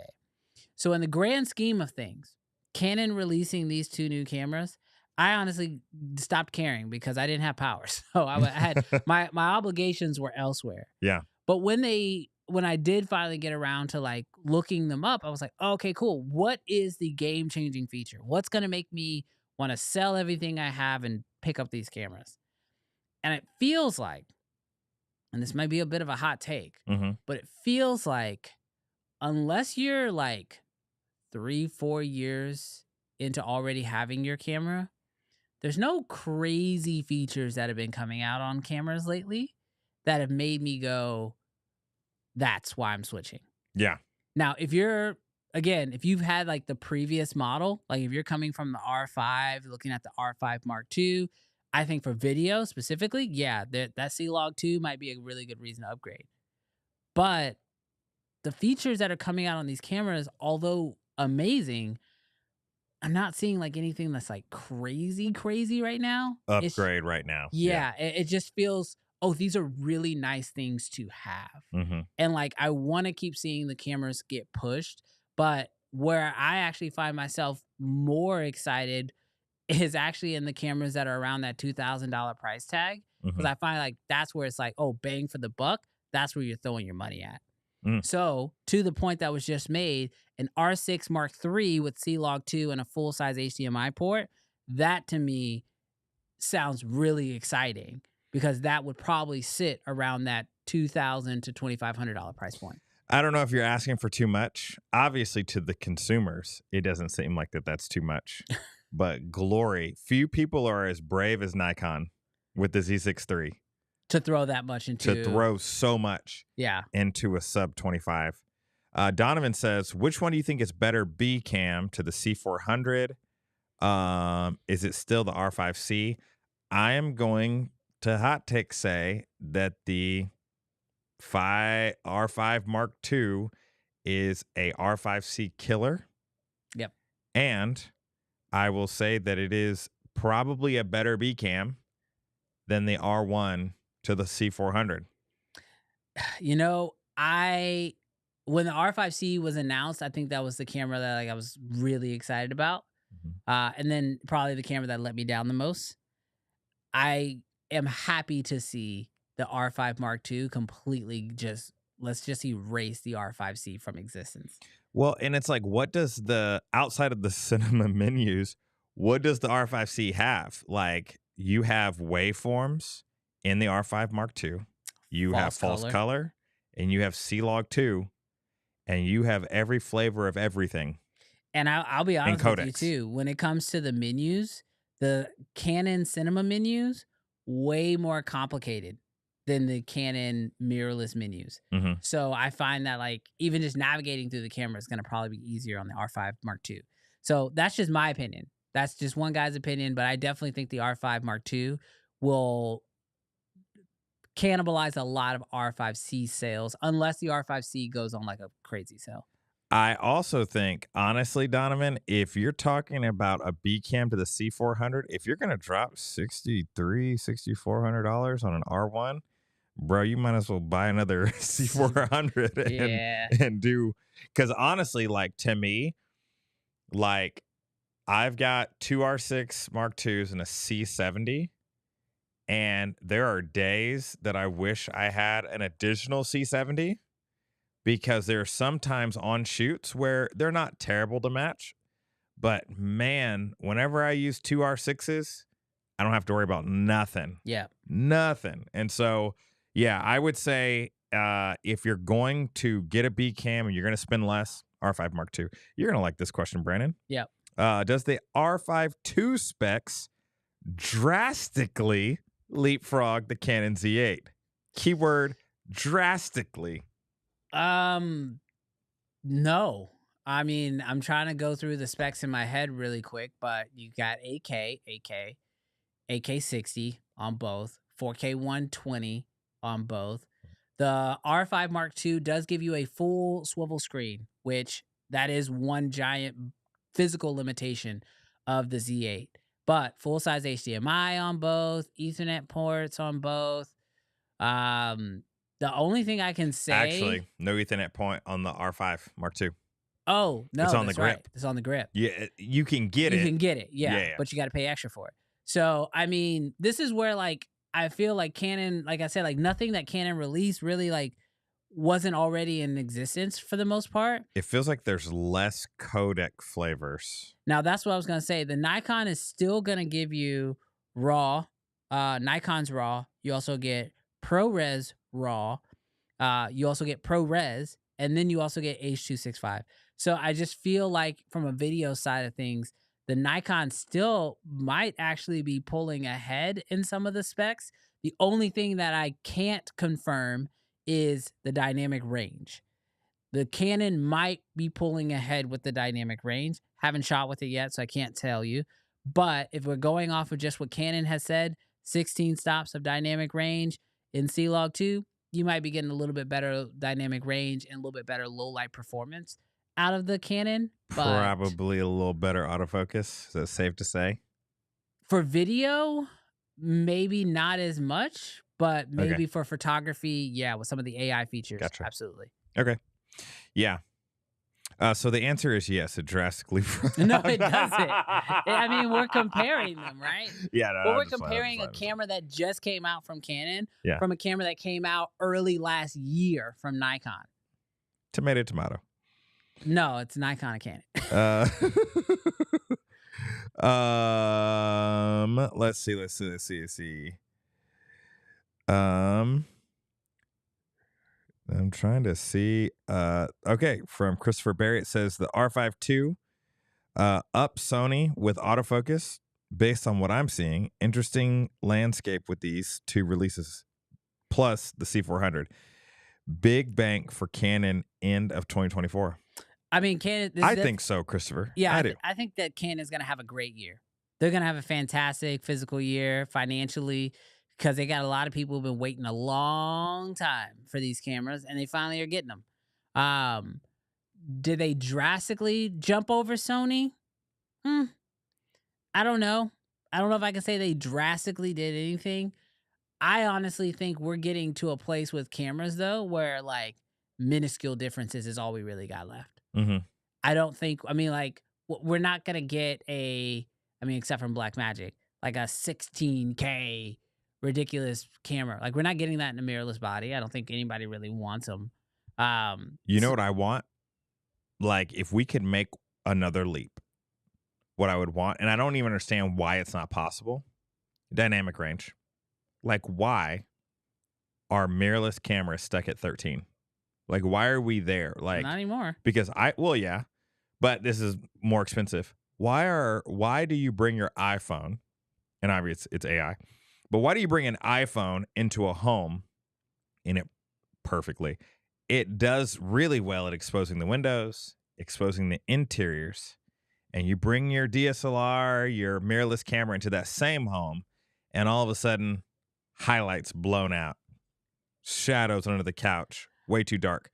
Why are we not able to put some of that computational? Now, does it go too far? Is that what it is? That's what it is. I think you start to take away the like when you do that with your iPhone, you're not making any decisions. Mhm. Your iPhone is making all the decisions for you, and you can't even choose to go in and start making some of those decisions. But I think that Don't you think that could be a mode? Would you want that on your camera? If you could jump up to 19 stops of dynamic range and it's a mode that you entered, would you want it? I mean, I feel like it's not 19, but the Raptor X kind of gives you that with the extended highlights. Mm-hmm. And yes, I love having that feature on the Raptor X. Is it something I use all the time? No, because I feel like it's not necessary and it requires more data. But I think that when you start looking at the sensor size of a phone and the quality and the image that a phone is doing, it is much easier to do that with a smaller sensor that is shooting a much smaller file size than you could do that with existing cameras and the size of the sensor of an existing camera. So I think that's maybe why the limitation is there. I don't know if this is like a processor thing, but would it be nice to have that? Sure. Everything's nice to have. Make my image perfect out of camera. Thanks. I do not care about your limitations, Canon, Nikon, Sony. Give me You're going to have a camera that's overheating. Give me more dynamic range. Ari figured it out. Red figured it out. Figure it out. That's what I feel like is if you could get us closer to our eyeballs, that could be a massive leap. Yeah. Could be. Yeah, could be. Give it Absolutely. to me. All right. All right, let's move on to the next one. Yeah, for sure. All right. So I think yeah, I think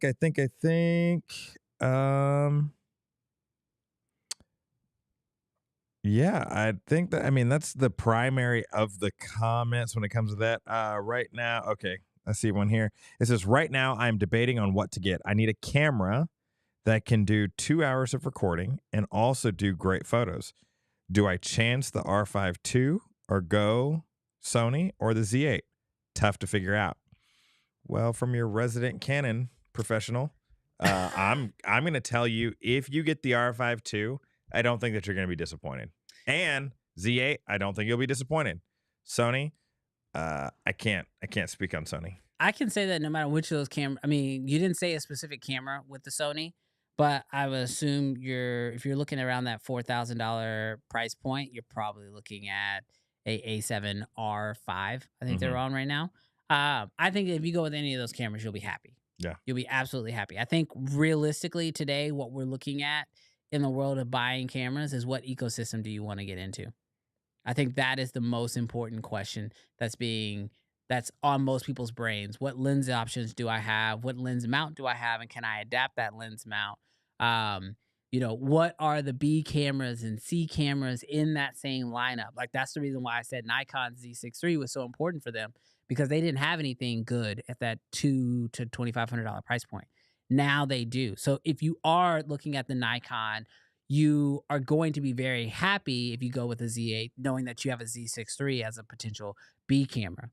Now, the question becomes which ecosystem do you want to go with, or what ecosystem are you already in, and how difficult will it be to switch? Because I can tell you, like, as somebody who loves Nikon cameras, I like the reds that I shoot on are they're the top tier of what I use. And the fact that they have RF mounts on them is the number one reason why I bought Canon cameras, because they share the same mounts. I could swap lenses, memory cards were the same. It was a very easy workflow ecosystem.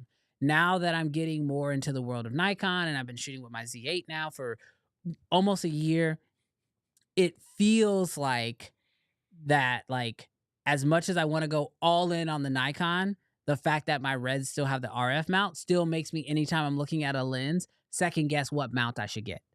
But if you are looking at buying any of those cameras, you really got to ask yourself what ecosystem you want. What you giggling about? Oh, I love this. From a long-time viewer, Lumix, the S2H will blow this camera out of the water. I'm going to disagree, not because it's a Lumix product. I'm going to disagree because I don't think, just like someone just asked, is the R5 II drastically better than the Z8? I don't know that anybody's coming out with a murder's row camera. Like, it's just murdering everybody. I think it's all going to be different flavors of the same sauce. But I'm here for it. If they blow it out of the water, if they can do something insane, I'd be down to buy it. No, you wouldn't. Timestamp. I think this is the point that I just was making. I don't think you're going anywhere. I think we are all locked into our ecosystems, and unless a brand makes it easy to try their ecosystem, I think it's going to be very difficult for people to jump ship. This is why I think if anybody could do it right now, I think Nikon has the greatest chance, because their mount is so adaptable. Yeah. You can put Sony lenses on it. You can put Leica lenses on it. You can put Panasonic lenses or Lumix lenses on it. And I mean, EF lenses on it. I mean, the only lens that you technically can't put on there right now is RF, and that's just more of a, it hasn't been manufactured yet, but like the flange distance shows that it's possible. Yeah. Like most people when they're buying cameras, this is me, maybe like making too much of an assumption, but I feel like the reason why most people are afraid to try other camera brands or other camera bodies is because they've invested so much money in lenses that they know how expensive and difficult it's going to be to sell those lenses, switch lenses, buy the new manufacturer's lenses. So you got to like trust and know that this is the camera body and that I'm Hmm. staying here for a while. And because that process is so daunting, if you could go from like right now, if Sony shooters could take their lenses and put it on this R5 Mark II, then I think you'd have a lot more Sony shooters considering the Canon. But because you can't do that, they are like, no, I've already got like, $6,000 in lenses. Yeah. I'm not gonna sell them for a loss and then go buy the most expensive mirrorless lenses on the market, which is Canon. But I think Nikon, on the other hand, since you can adapt your Sony Hmm. lenses, and I made an entire video actually showing like how that works. Yeah. Like, I think that that's more apt to actually happen. Yeah, I agree with you because I will say there is one camera out there that I'm even somewhat drawn to. I'm like, this is a good camera. I like this camera. This camera might be better than what Canon's offering. Might be, don't know. But the GFX Mark II, Yeah, the Fuji. the Fuji, Yeah, that thing is a monster, yeah, and I'll never own it. yep, I'll never own it yeah. for It's exactly all the reasons that you're talking about. I can acknowledge it's a monster camera. Now, I will say though, I'm expecting the R5 Mark II to be like I know that NAB already gave the Burano the best camera of the year. I am expecting the R5 Mark II to be the best camera of 2024. well, we still got 7 months left. Yeah, they're 6 gonna months left. they're gonna have to come with it because I do think that the R5 one was already minus the overheating issues. Yeah. Still one of the best cameras out there. For them to improve on it, I'm excited. So like I caveat that with the GFX, I can calm those temptations if the R5 II delivers. All right. All right. I'll let you. I'm gonna let you run the next news story. Absolutely. Uh, Because we have a lot more stuff happen. Oh, yeah. but the problem is Oh, we are the missing the slides. the slides. All right. I'll let you. Just run it. Just talk Yeah, about it. for sure. So there have been some new product releases from DJI. Okay. There's been some new project releases from DJI, and I am going to pull those up right now. It's the DJI SDR transmission. And I want to know from you, chat, have you seen it? And do you want it? So here's the interesting part. There have been a lot of different brands in that kind of price point, that Axoon, Hollyland's in there. Who else? Let me know in the chat who else was in that. But DJI literally just dropped their new kind of like smaller brother to the bigger, more professional deal. And the things that I'm excited about it is I did a shoot for a client, and I literally set up a director's monitor and showed them the footage, and that about blew their mind. Now, obviously, it's Video Village is almost a requirement, right, for bigger productions, but for your dentist office clients, your hair salon clients, your smaller businesses, small to medium sized businesses, when you set up a director's monitor, now all of a sudden you do a lot of things to kind of alleviate them kind of being in your space while you work, but you also give off this perception of, wow, we've had a lot of people come in with their mirrorless cameras and their little gimbals and do shoots for us, But when you bring in that wireless video in Video Village and you're able to show them the product that they're getting, not only being able to get feedback from them, but also literally impressing your clients is a huge thing. And so, do you guys feel like at its price point that it is something that you're excited about? Do you already do wireless video? Do you not? Let us know what you think. I want to say, let's see. Kofi actually said that he got it on set in April and he's using them ever since. Dude, Kofi, dude, that's incredible, man. It's good. Are you giving it a thumbs up? Reliable. It's awesome. Because the only thing I've seen is just kind of like press stuff. You know, I haven't seen any like real world things in any of that. So let us know if it's good, Kofi. And then Donovan, you say that you've seen it, currently not moved by it. That could change. Hey, we are back. We did freeze for just a minute. Thank you guys for your patience. Yeah, so we see that this wireless unit, it looks really good. Primarily through the Wi-Fi looked like it was pretty solid. I saw Cam Mackey's video of his review of it. The Wi-Fi seemed like it was fairly good, but when they switched over to the actual wireless transmitter unit, it seemed like it was busting through walls. He was able to go outside. So it does seem like a really interesting product. And if you've owned a DJI drone, you know how good their transmission system is. Like I typically do not take my drone further than I can see it, but there have been times when I've taken it out pretty far and it's always had really good connection. And so I am somewhat excited for it because I do think that it can, especially when you pair it with your iPad, I do think that there might be a use case for it. I'm not necessarily jumping to buy it, but when that time comes to have my own wireless transmitter, it definitely will be something that I think through.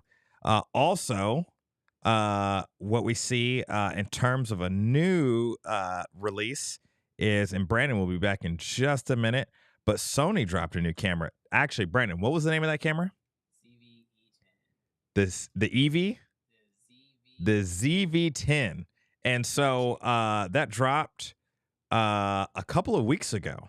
And so and at a pretty good price point of $600. And so looking at just some of the specs of this camera, it's a 24 megapixel CMOS sensor. It's got a flip out touchscreen LCD. It is 4K 30 and it looks like 11 frames of continuous shooting.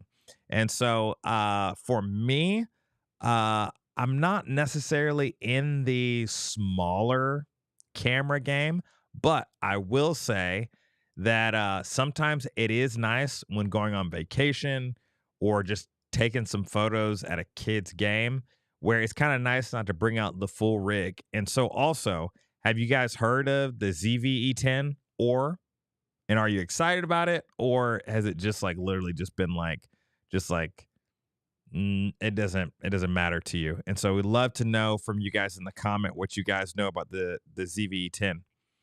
I'm gonna say, yeah, I see you guys saying it's a non-factor. Oh no. I think you're looking at I think you pulled up the specs of the old one. Oh, the old one. Yes, this is ZV-E10 Mark II. It came out it's like about $1,000. It is being touted as like this massive vlogger camera. With a lot of the built-in same stuff that we're seeing in that like really what was the Lumix camera that started all the drama? S9. It reminds me of Sony's version of the S9. Yeah. It's got built-in LUTs, which is like a big thing. I guess that's like the new big feature. It's like to have built-in presets onto your camera. But it does have an interchangeable lens, crop sensor. So think kind of like the ZV-E1, but instead of full frame, it's a crop sensor version of it.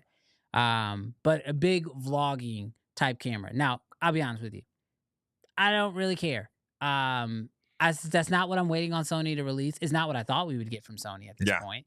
I think Sony needs a another big release. Mm-hmm. They need a big release. And now I'll be honest, I would love for it to be an A7S IV, but the way that cameras are currently moving, I don't know if an S4 would make as much noise as they would want it to. Mm-hmm. And I think a A7 V, so that $2,000, $2,200 camera, hybrid camera, would probably be something that the masses would be more interested in Mm-hmm. than an S series camera. And then if we don't get an S series camera, then just do away with the S series line altogether and just let the FX line just hold down that area. Because Now we might be tempting Sony. I might be tempting Sony. But when we look at 2024, they came out with the Burano. They came out with the A9 III. They've come out with this EV10 II. To say that they haven't had a big year, not a big sales year, but a big release year, yeah, they've already dropped what I would consider to be massive bombs with very little effect. It is Sony, so if anybody could manufacture something before the end of 2024, it's them. And maybe that's why it's tempting. But like, I feel like Sony's taking their shot. I feel like I think that. So first of all, let's be little transparent here with the whole process. Like, there's no way if a camera is coming out this year that they're figuring out what that camera is going to be. Oh, this for year. sure. It was figured out 2 years ago. Oh yeah. The other thing is like, I believe that Sony has reached like peak saturation, Mm-hmm. which is like good and bad. Like, they have so many cameras to do everything. You want a full frame vlogging camera? ZVE1. You want a crop sensor vlogging camera? ZVE10 Mark II. Like, you want a A7 IV? We got it. You want a small A7 IV? A7C2. Mm-hmm. You want a high megapixel A7C2? A7CR.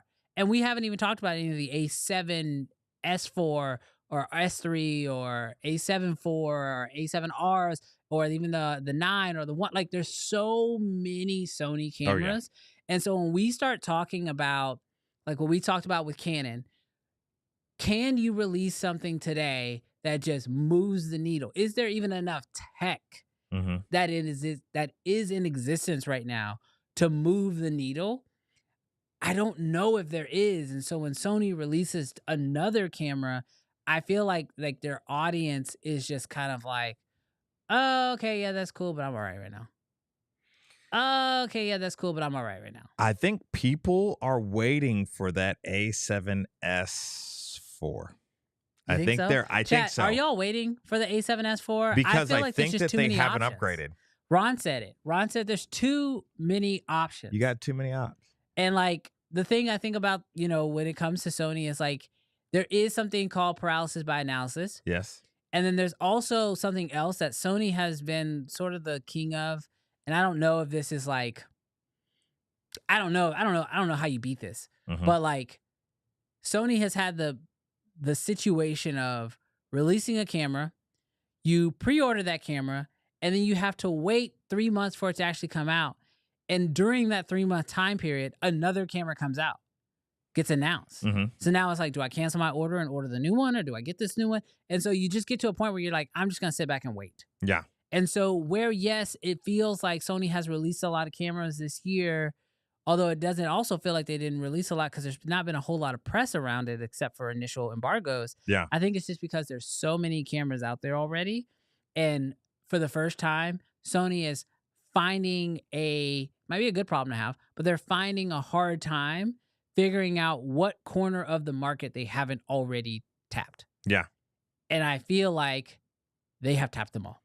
Yeah, I do think this is what's super hard. I think that if you are A7S III owner, I do think that those people are waiting, and they've been waiting I don't know that they would have upgraded. And I mean, obviously, chat, if you're a Sony user, let me know if you're still rocking with the A7S III or if you've upgraded. And if you've upgraded, then absolutely, I don't think there's anything that's going to drop this year that is going to make you buy something from Sony unless you just are a glutton for punishment. No, know? I think if you got an A7S4 and you're currently rocking an A7S3, But those people will no, upgrade. I'm saying if you upgraded. Okay. Yeah, if you upgraded from the A7S III and you upgraded to the 5 or the whatever, unless you're a glutton for punishment, you'll do it. But I feel like the A7S III users have waited because that camera is still golden. Yeah. To this day is golden.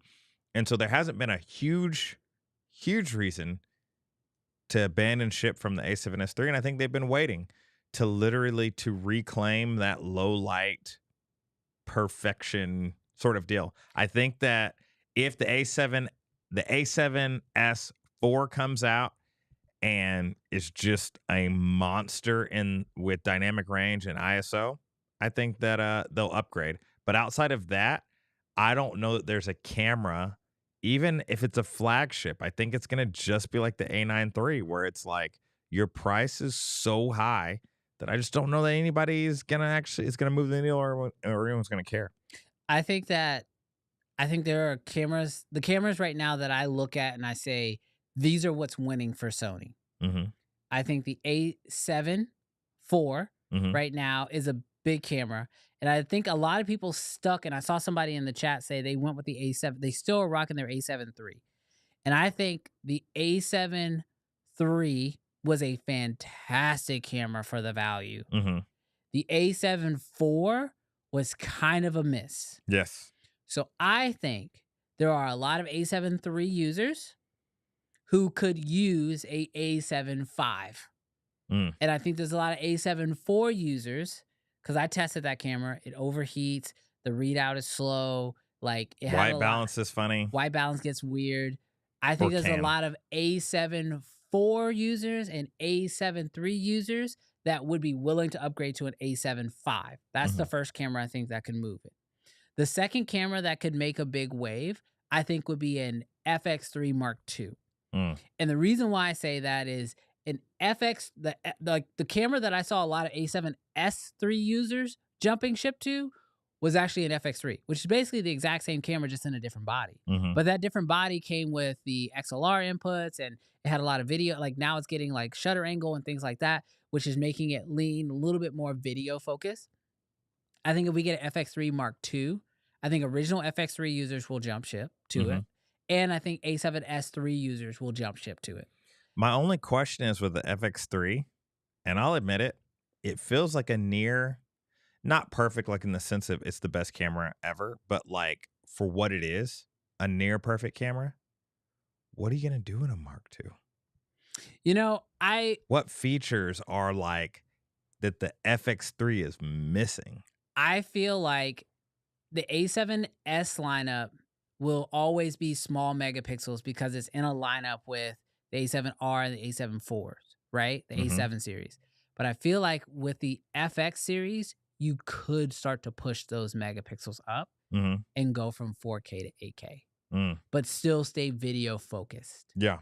Now, that is where I feel like Sony has not really done anything in the video space, is have a high megapixel video focused camera, because they normally stay pretty low megapixel for their video focused cameras because they want to have the better low light performance. But I think if they're willing to sacrifice a little bit on the low light performance, they could do that. Now, I'm gonna jump out on a limb here. You ready? Yep. This is a wish. I don't think it'll happen, but this is a wish. I want to see Sony bring that global shutter to one of their FX cameras. And that is something that I would love for them to do. So Sony eats its own. But do you feel like we would say rest in peace to the Burano if they did such a thing? No, because the Burano gives you so much more other stuff, but it does, but it already feels like the Burano is being overshadowed by so many other cameras. And to be fair, I know it's a completely different audience, a completely different consumer. Yeah. But glory, like I feel like the Burano has no shots with the with the with the crowd that it's got no shots with the I don't want to label us Yeah. us me, but the Burano has no shots with me. Yeah. Even if I was neutral, even if I didn't have Canon glass, it's got a no shot with me. Its price tag and its feature sets compared to the C400, I don't know. It's tough. It's a tough sell. It is a tough sell. It is, but I think we'll see the Burano price probably come down a little bit. Because if you're a FX6 user, FX9 user, FX3 user, and you get something like global shutter, you're the person that's supposed to jump up to the Burano. Yeah. Yeah, I see what you're saying. The rip, the Burano's done, bro. Yeah, I guess you need to put the global shutter in the Burano first. Yeah. Gosh. Sony's painted themselves into quite a pickle. Someone said, sorry, y'all, FX3 will never get global shutter. Maybe the FX6. Kofi says, I think that's the point. I like the Venice 1. Venice 1 has no shot with most of us either. Yeah. Yeah, and like that is, I think that's the one thing that Sony has done really well, but has also become the hindrance to them, is that they have released so many cameras to hit so many different people. But then you get to a place where you're like, well, I'm kind of like that, but I'm also kind of like this. So I'm kind of here. So wait, what do I buy? Yeah. And you're just like, then you start thinking, wait, what I have is fine. Mm-hmm. I'm okay. Yeah. And I think that's where a lot of people are. Sony, they're like, what I have is fine. Yeah. Because that Burano image, it's great. Yeah, it looks fantastic. But I think I saw a comparison between the Burano and the FX3. Not massive. And I think it's more of a use case. Oh yeah, sure. And I think it's going to become that. It's going to be more of your use case. Do you need multiple SDIs, or do you want SDIs out? Stuff like that. Yeah. It becomes more of a workflow than anything else. Yeah. But sensors are getting. But don't you think that hurts even a little on the inside, that you need SDI, you need this form factor, you need built-in NDs, you need these things, right? Yeah. But when a little kid shows up with his FX3. Why a little kid? No, I'm not. I'm just saying. No, I'm saying like to make it feel worse. Okay. Yeah, not saying like anybody in the audience, but like a little kid shows up with their FX3 and the image, like your client can't tell the difference. I feel like that hurts a little bit on the soul, just a little bit. Yeah. In the heart. Yeah. I mean, I'm sure that's how most people who've been shooting in Hollywood feel about everybody who make videos on YouTube. Everybody. They hate all of us. Y'all don't hate us. No, you just they might hate us. They might. They might hate us a little bit. All right. What did they say in the chat? I don't think the moment. Oh wait, go back up. Oh, I don't. When computer went down, I don't have it, but I can. Okay. Oh, no. Can you read it? No. Okay. Let me see. No, still not gonna. Okay. Let me try again. But yeah, I feel like when it comes to these high-end cinema cameras, because I'm not gonna lie, I feel this way sometimes about my Reds. I'll be like sitting here and I'm about to go do a job, and I'm like, do I really need to bring the Reds out for this? Like, is this necessary? And realistically, if it's not a production that like has the crew to support, it's just like, nah, let's just grab a mirrorless camera. Let's just go with whatever's best for the job. There's just so many tools now. So many different tools. Yeah, Donovan says, I think the moment the FX cameras get internal RAW, then they will totally cannibalize the Burano. Yeah, I wonder, will Sony do that? I really do. I wonder if they will do that, but we shall see. That is one area in the Sony space I feel like they limit themselves the most, is on codecs. They don't normally give a whole lot of different options.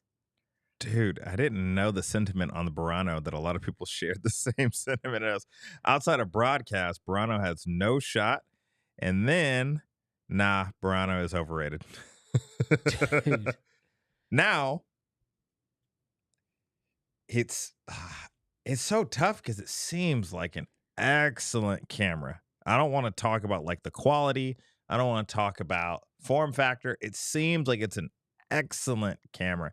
It it's just weird when Sony has to market to everybody Yeah. because you don't know who's going to buy the camera.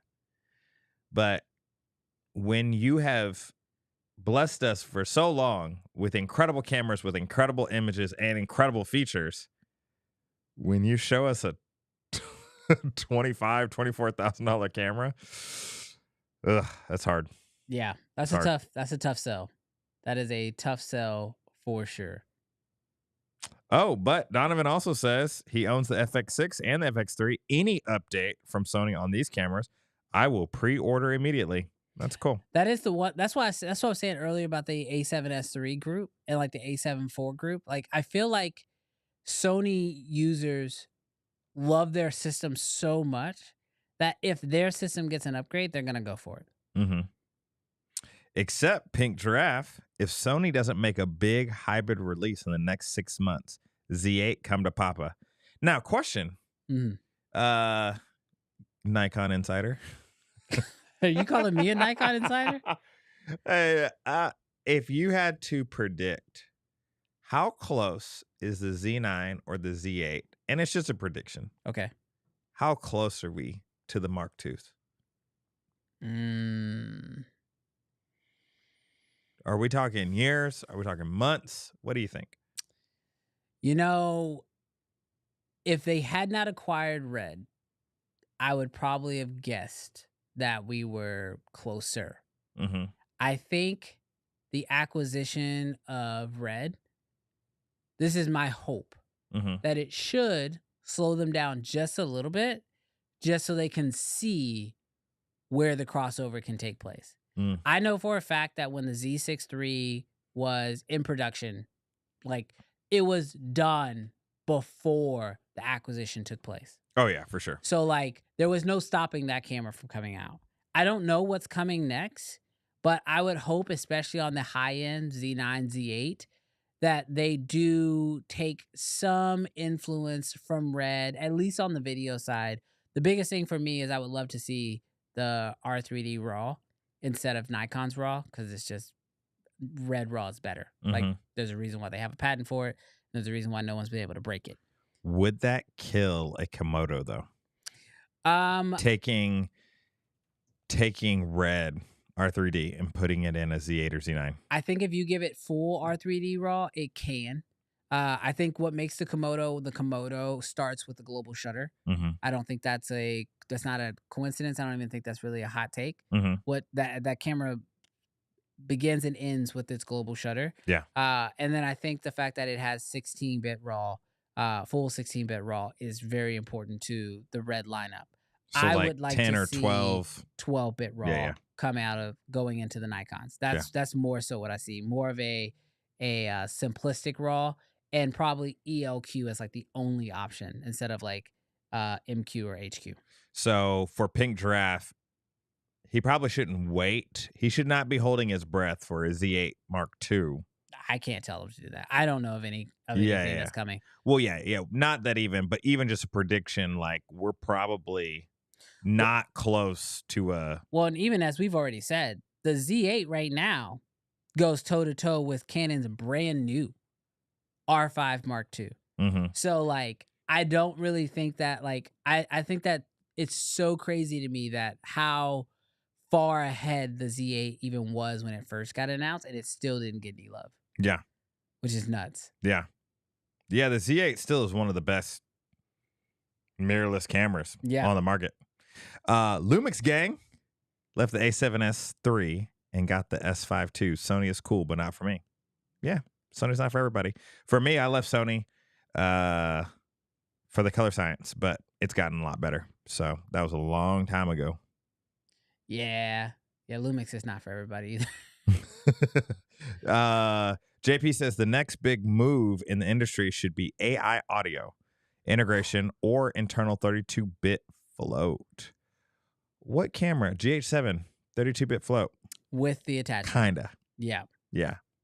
Yeah. Honestly, I what Canon tried to do with the Tascam, Mm-hmm. by using a third party attachment through the cold shoe or hot shoe to be able to capture 32-bit float, I thought was actually really smart. And I Mm, thought I would like to see more camera manufacturers do that. I think 32-bit float is huge. mm-hmm. If they can figure out a way to implement AI into it too, that could be super helpful. But no, I think audio is kind of the next big area. Like even with Canon coming out with their own wireless microphones, or like what DJI has done with Sony with the attachments, so that way you don't need cables anymore. Mm-hmm. I mean, I can't tell you like from like the Red system how everything is just pin related. You attach your monitor, it connects via pins, so you don't have cables going all over the place. That idea of creating audio devices from the manufacturers or with third parties to be able to unlock 32-bit float, audio, AI enhanced audio in order to cut out noise reduction, stuff like that. I feel like that is sort of the next big wave. Mm-hmm. Um, I don't know if I want the brands to do it as Mm-hmm. much as I would prefer them to keep working with like how DJI did it for Sony. Yeah. Just do that for everybody else though, because this again, I feel like the companies are realizing like, oh, we need to lock you into our ecosystem even further. And so once you start buying lenses and audio accessories and they're all within the same ecosystem, I mean, it becomes very hard. I mean, even my Canons, like I look at my Canon cameras, and I don't use it a lot, but I've got a Canon flash. So if I ever did sell off all my Canon stuff, I also got to go sell off that flash too. And it's like, oh, Yeah. do I really want to do all that? That's kind of the stuff where the ecosystem really wins. Oh yeah, absolutely. Yeah, and it's hard. Like, and I'd be interested to know in the chat, have you, because obviously some of you guys have said this, have you ever jumped ship? Were you Canon? Did you go to Sony? Were you Lumix? Did you go to, I don't know, Fuji? Like, but if you jump ship, let us know in the comments. To me, I fake jump ship. Yeah. Fake. You skipped. Well, I started off with a Nikon, and I never got invested into the ecosystem outside of the body. And so I jump shipped to Canon. And then I had about a year's fling with the Sony. Mm. And I still had all my Canon stuff. But the moment I took one photo on my 5D3, like I left Sony alone indefinitely. So yeah, I would say Canon pretty much all time. Yeah, I've jumped ship a lot. Yeah. But it's kind of been like twofold. Like obviously I have like my production stuff, and then I have this YouTube channel. Mhm. And you know, with this YouTube channel, I try my best to shoot on as many different cameras so I can give a well-informed opinion before I just tell people to go buy this or don't buy that or give my recommendations. The thing about jumping ship is it's normally not the camera body. It is almost always the lenses. And so I've done like a full-on ship jump once. I was shooting Canon, happy with my Canon, had a 1DX Mark II, and that camera was like $6,000. And I was shooting on it back in the day, a lot of 4K, 120, 4K 60, that whole deal, right? Mhm. I decide, let me try this Sony thing out. And when I did, what I kept running into was the lens issue. Mhm. But the thing that Sony helped me out a lot with was the fact that they had Tamron lenses, they had Sigma lenses, and then of course Sony lenses that you could buy used or whatever to help that transition take place. That is the thing that I feel like is so undervalued in this whole game of like which camera should you get. It's like which ecosystem is the easiest to flex in and out of. Oh yeah. I saw we got a super chat in. We got a super chat from the Cam Mackies. Oh, what he says. He said Canon finally came out of the Stone Age, but 3 years late. Too little, too late. Hey Cam, loved your video on the lens. The vintage lens looked really cool. Yeah, I feel like Canon is late, but the one thing that Canon has in their favor is that their audience is very loyal. You know what we were talking about right before the show? 21 consecutive years Oh. of market share dominance. This is actually a really crazy stat. So Jarrell told me this right before the show started, and I didn't believe him. I asked him to pull up the uh the facts, and it was like in what was it? It was in Japanese. Yeah, so I can't trust it. But What? I couldn't read it. Yeah. But it does actually make a lot of sense. So what you were saying was that for 21 consecutive years, Canon has held the Sold the majority most. Yep. share of market share when Mhm. it comes to camera sales, Interchangeable lens cameras. interchangeable lens cameras, which makes a lot of sense because like everybody knows the Canon Rebel days, yeah, they crushed. Yes.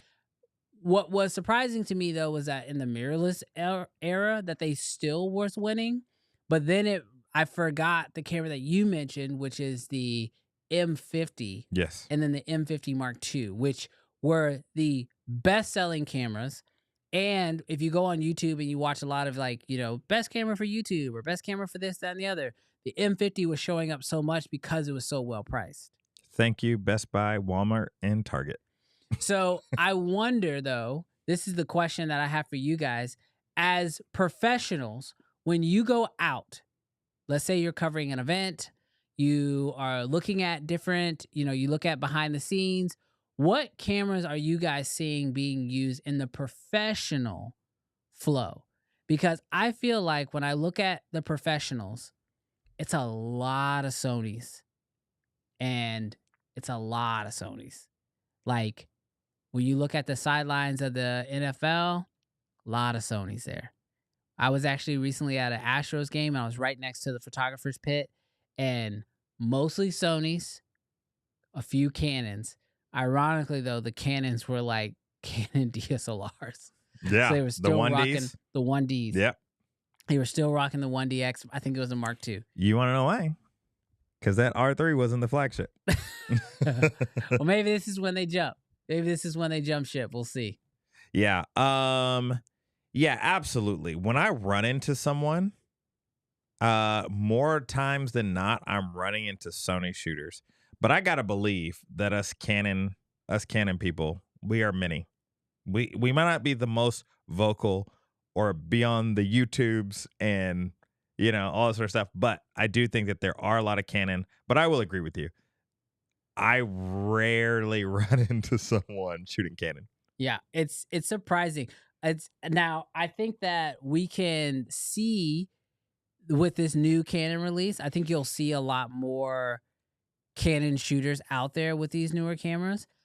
But I wonder, just kind of going forward as we continue into the rest of this year and we're looking at what's coming out next and who's going to release the next best camera this year, is there anything that's going to come out this year that someone who wasn't already on the previous model are going to look at the camera and say, yep, this is the camera I'm buying this year? Yeah, I don't know. Chat, let us know. Is there anything right now? Is there anything that a brand could do that could make you go, this is it? What is that feature? What is that spec? What is that build? R5 Mark II. That's the one for you? Mm-hmm. Everything.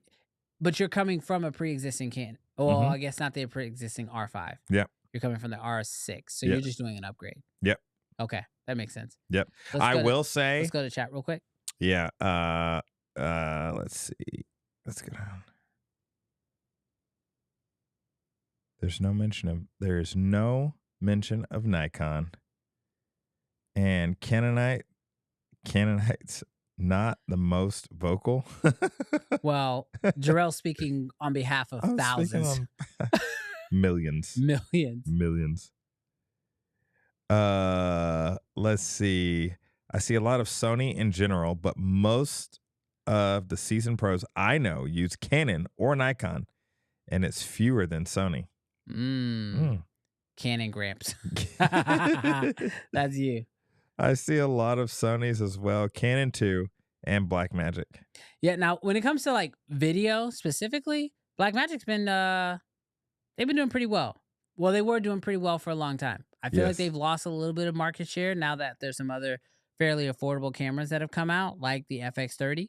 But Yeah, Blackmagic was crushing it for a really, really long time. Cam says, all my pro buddies doing hybrid work are on Sony now. Pro buddies doing strictly photo. It's a mix still for sure. Well, Cam, let's keep it real. Most of your pro buddies are here on YouTube, and Sony likes to back up that. No, I'm just kidding. Back it up, Sony. Back it up. Back up that money truck. Yeah. Just bring it here next time. I want just a piece. Yeah. Yeah. Tell me a few dollars. Just a little bit.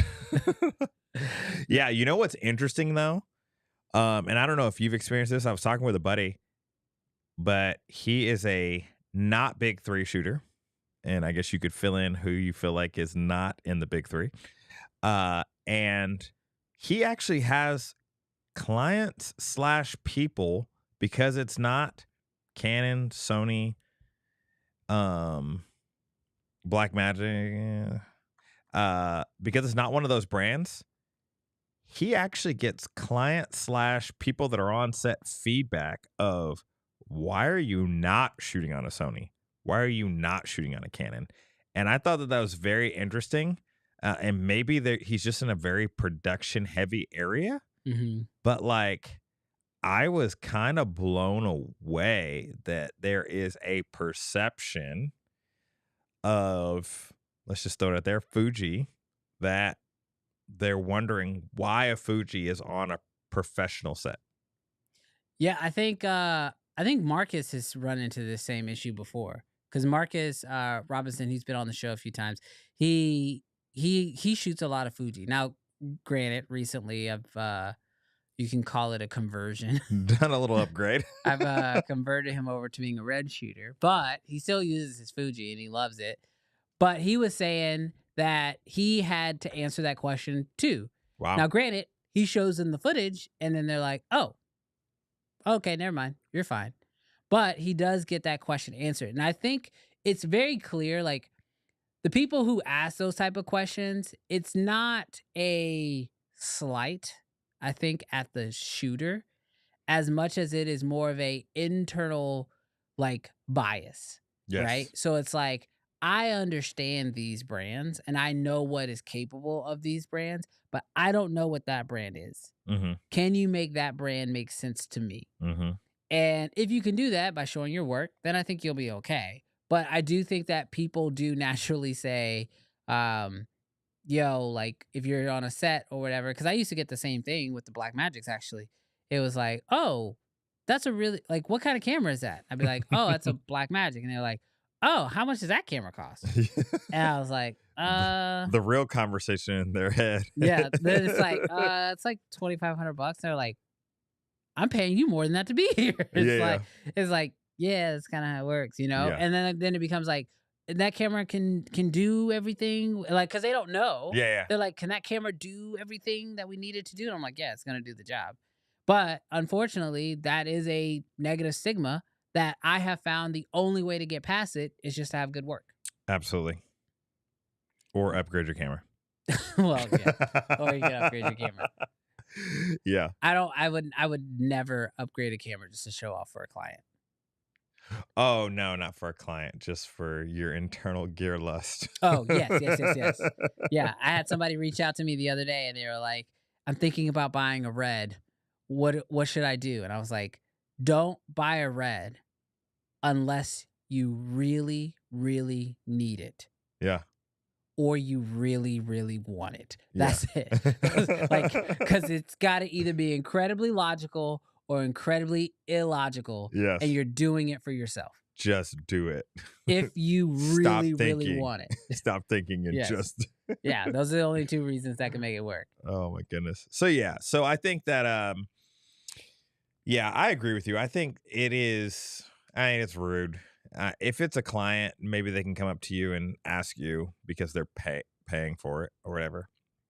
But yeah, I was kind of blown away. Like I would have assumed that the consumer, that the normal passerby, they don't know anything about anything, but maybe the marketing, maybe the videos they've seen on YouTube, maybe they have a lot bigger awareness.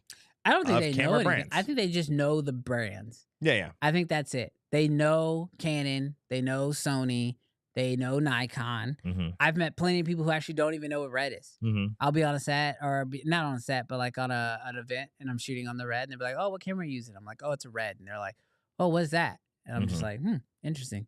But they're normally photographers. Yeah. But that happens, you know what I mean? So I think sometimes the big brands, they know, people know what those are, and they run with them. And if they see them, they just feel comfortable. You Yeah. know what I mean? It's the same way as if I hired a lawn guy and he showed up, and if he had one of those, the old ones that just had a bunch of blades and you had to push it and it was just like circular. If he showed up with that to cut my yard, I'd be like, you don't have like what are you doing, bro? like you don't have like like an actual motorized one or a riding one? You ain't got a zero turn? What's up, dude? Okay. How long are you gonna be here? So again, me not knowing anything, I would still have questions. So I'm sure that's the same situation. Yeah, for sure. All right. Well, this has been a awesome channel. I think awesome channel, awesome show. I feel final thoughts on Canon. Oh yeah. Did they do enough? What are your thoughts? Put everything into like a last 1 minute recap. Yes, they did enough. In a world where you always want more, I think that the R5 Mark II did enough. Did the R1 do enough? That's hard. I don't know. But I think both cameras are great. If I had to buy one right now, R5 Mark II. Am I going to buy one in the future? Absolutely. But I have a specific business need for it. And looking forward to the megapixel jump from the 24 to the 45, from the R6 to the R5. So yeah, absolutely. Super excited for what they did. This actually makes me more excited for the C400 too. Like the C400 seemed like a camera that I was not interested in. And as every day passes, I'm putting it on the wish list. Yeah. The C400 and the R5 Mark II. Okay. I'm thinking that could be a really great combo, and I'm trying to own it all. So yeah. Yeah. Cam says you're just trying to get a Canon sponsor. Cam, I would love one day to get a sponsorship, but Canon's like, as long as you keep sending me money, we're not going to sponsor you. Yeah, you're sponsoring them. You're going to buy it regardless. So. So I believe that as far as like this entire launch goes, because I feel like we're at the end of Canon hype season. Oh no, brother. That's only been 3 cameras. I don't think I'm going to care about whatever else comes out. 2 more. I'm not going to care. Bro, if we're being honest, I don't know, but this is what I like. Is the R6 III going to be a Z6 III competitor this year? I'm leaving up a question mark. I'm leaving up a question mark. You can leave it right there. I got nothing on that. Brandon says that he's in the same boat as you, Dro. I feel like this announcement feels like the C400 all over again. Mm-hmm.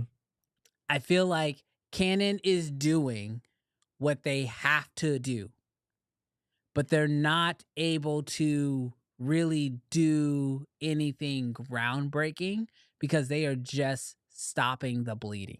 Like I feel like the Z6 III for Nikon was a swing. That was me stepping up to the plate. I'm going to go for a home run. I might strike out, but I'm taking a chance. And they just happened, in my opinion, to hit a home run. It feels like what Canon's been doing. Is it a home run because of the price point? Yes. 100%. Okay. 100%. Because I'm going to say that the R5 II, as a disagreement, I don't know that it's a swing for the fences, like they just did the absolute most. Right. But the R5 II seems like a knockout camera. I feel like it is exactly what was needed, but it didn't give us anything. Like, what did they give us that was just crazy? 30 more frames per second at 8K. Oh, gosh. Okay. An overrated feature. Got it. No, like they didn't give us anything that was just crazy. Right. And sometimes like the Z6 III, I don't think there's anything on that camera specifically that is just crazy. But all of that for that price point made it crazy. Autofocus. I would like to see Canon, to your point, with that question mark, if they could give us an amazing R6 Mark III, but somehow put it at $2,200, $2,300? 25. It won't come cheaper than the R5 too. That would be crazy. That would be crazy. That's all I'm asking for. Yeah, Get a for little sure. crazy. Yeah. Then I'd be extremely excited. It is crazy that the prices of the R1 and the R5 Mark II, I'm not saying, Canon, you should charge more, but the fact that you released at the same prices as the originals after all of this inflation, after all of this new technology that you put in, you've pretty much launched them at the same prices as the Mark Ones. That's not bad. It's not bad. So I do think that the R6 Mark III could be crazy. I would like to see crazy. In terms of pricing. I do think that the C400 was crazy, though, in terms of pricing. Yes, absolutely. That one was nuts. So I would like to see Canon. I'm happy that Canon has like shown up. They're competing with everybody now, I think, across the board with all their cameras. I just, I don't know. I just need to see more. Harry, so no, I know that's lame. The R5 Mark II, where you at? You need to see more, or I think it's fine. Okay. I think it's fine. I just it's not with the Z8 that already exists. It didn't blow me away. Well, here's the deal. I think for the world of Canon, it is exactly what is needed. Here's the deal. I don't even know that it's going to blow the Z8 out of the water. We're gonna have to see the footage.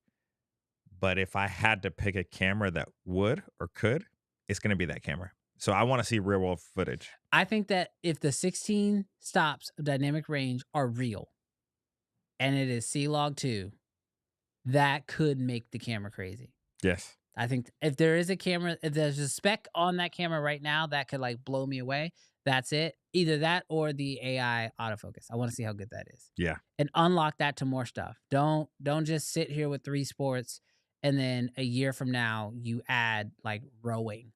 Mm-hmm. Something that like almost nobody's really using. You know what I mean? Yeah. So I can see them doing it with cars. I can see them doing it with maybe animals. Yeah. Not that I like take photos of animals, like wildlife would be fine. Yeah. But like if it could predict your freaking crazy dog, yes, zigzagging or through the yard, or like birds, like their flight paths and stuff, that would be fantastic. Yeah. So yeah, I can't say it's taken the throne, but I expect it to take the throne. Okay. I expect it to be the best camera that money can buy. Well, you heard it here. Canon, if you can, send one out. We want to put it to the test. Send 2 out. Send 2 out. Let's put it to the test. Let's see exactly what it could do. I want to test that 16 stops. Yes. ASAP. Yes. We can't do the Gerald thing, but we'll figure something out. Yeah. No, I'm not gonna do a chart. That's for him. I'll let him have that one. Yeah. All right. Well, thank you guys so much for tuning in this week. We're super excited. Curling. Get out of here, Brandon. Thank you guys so much for tuning in for this week's episode of Uncensored. We are back in person live.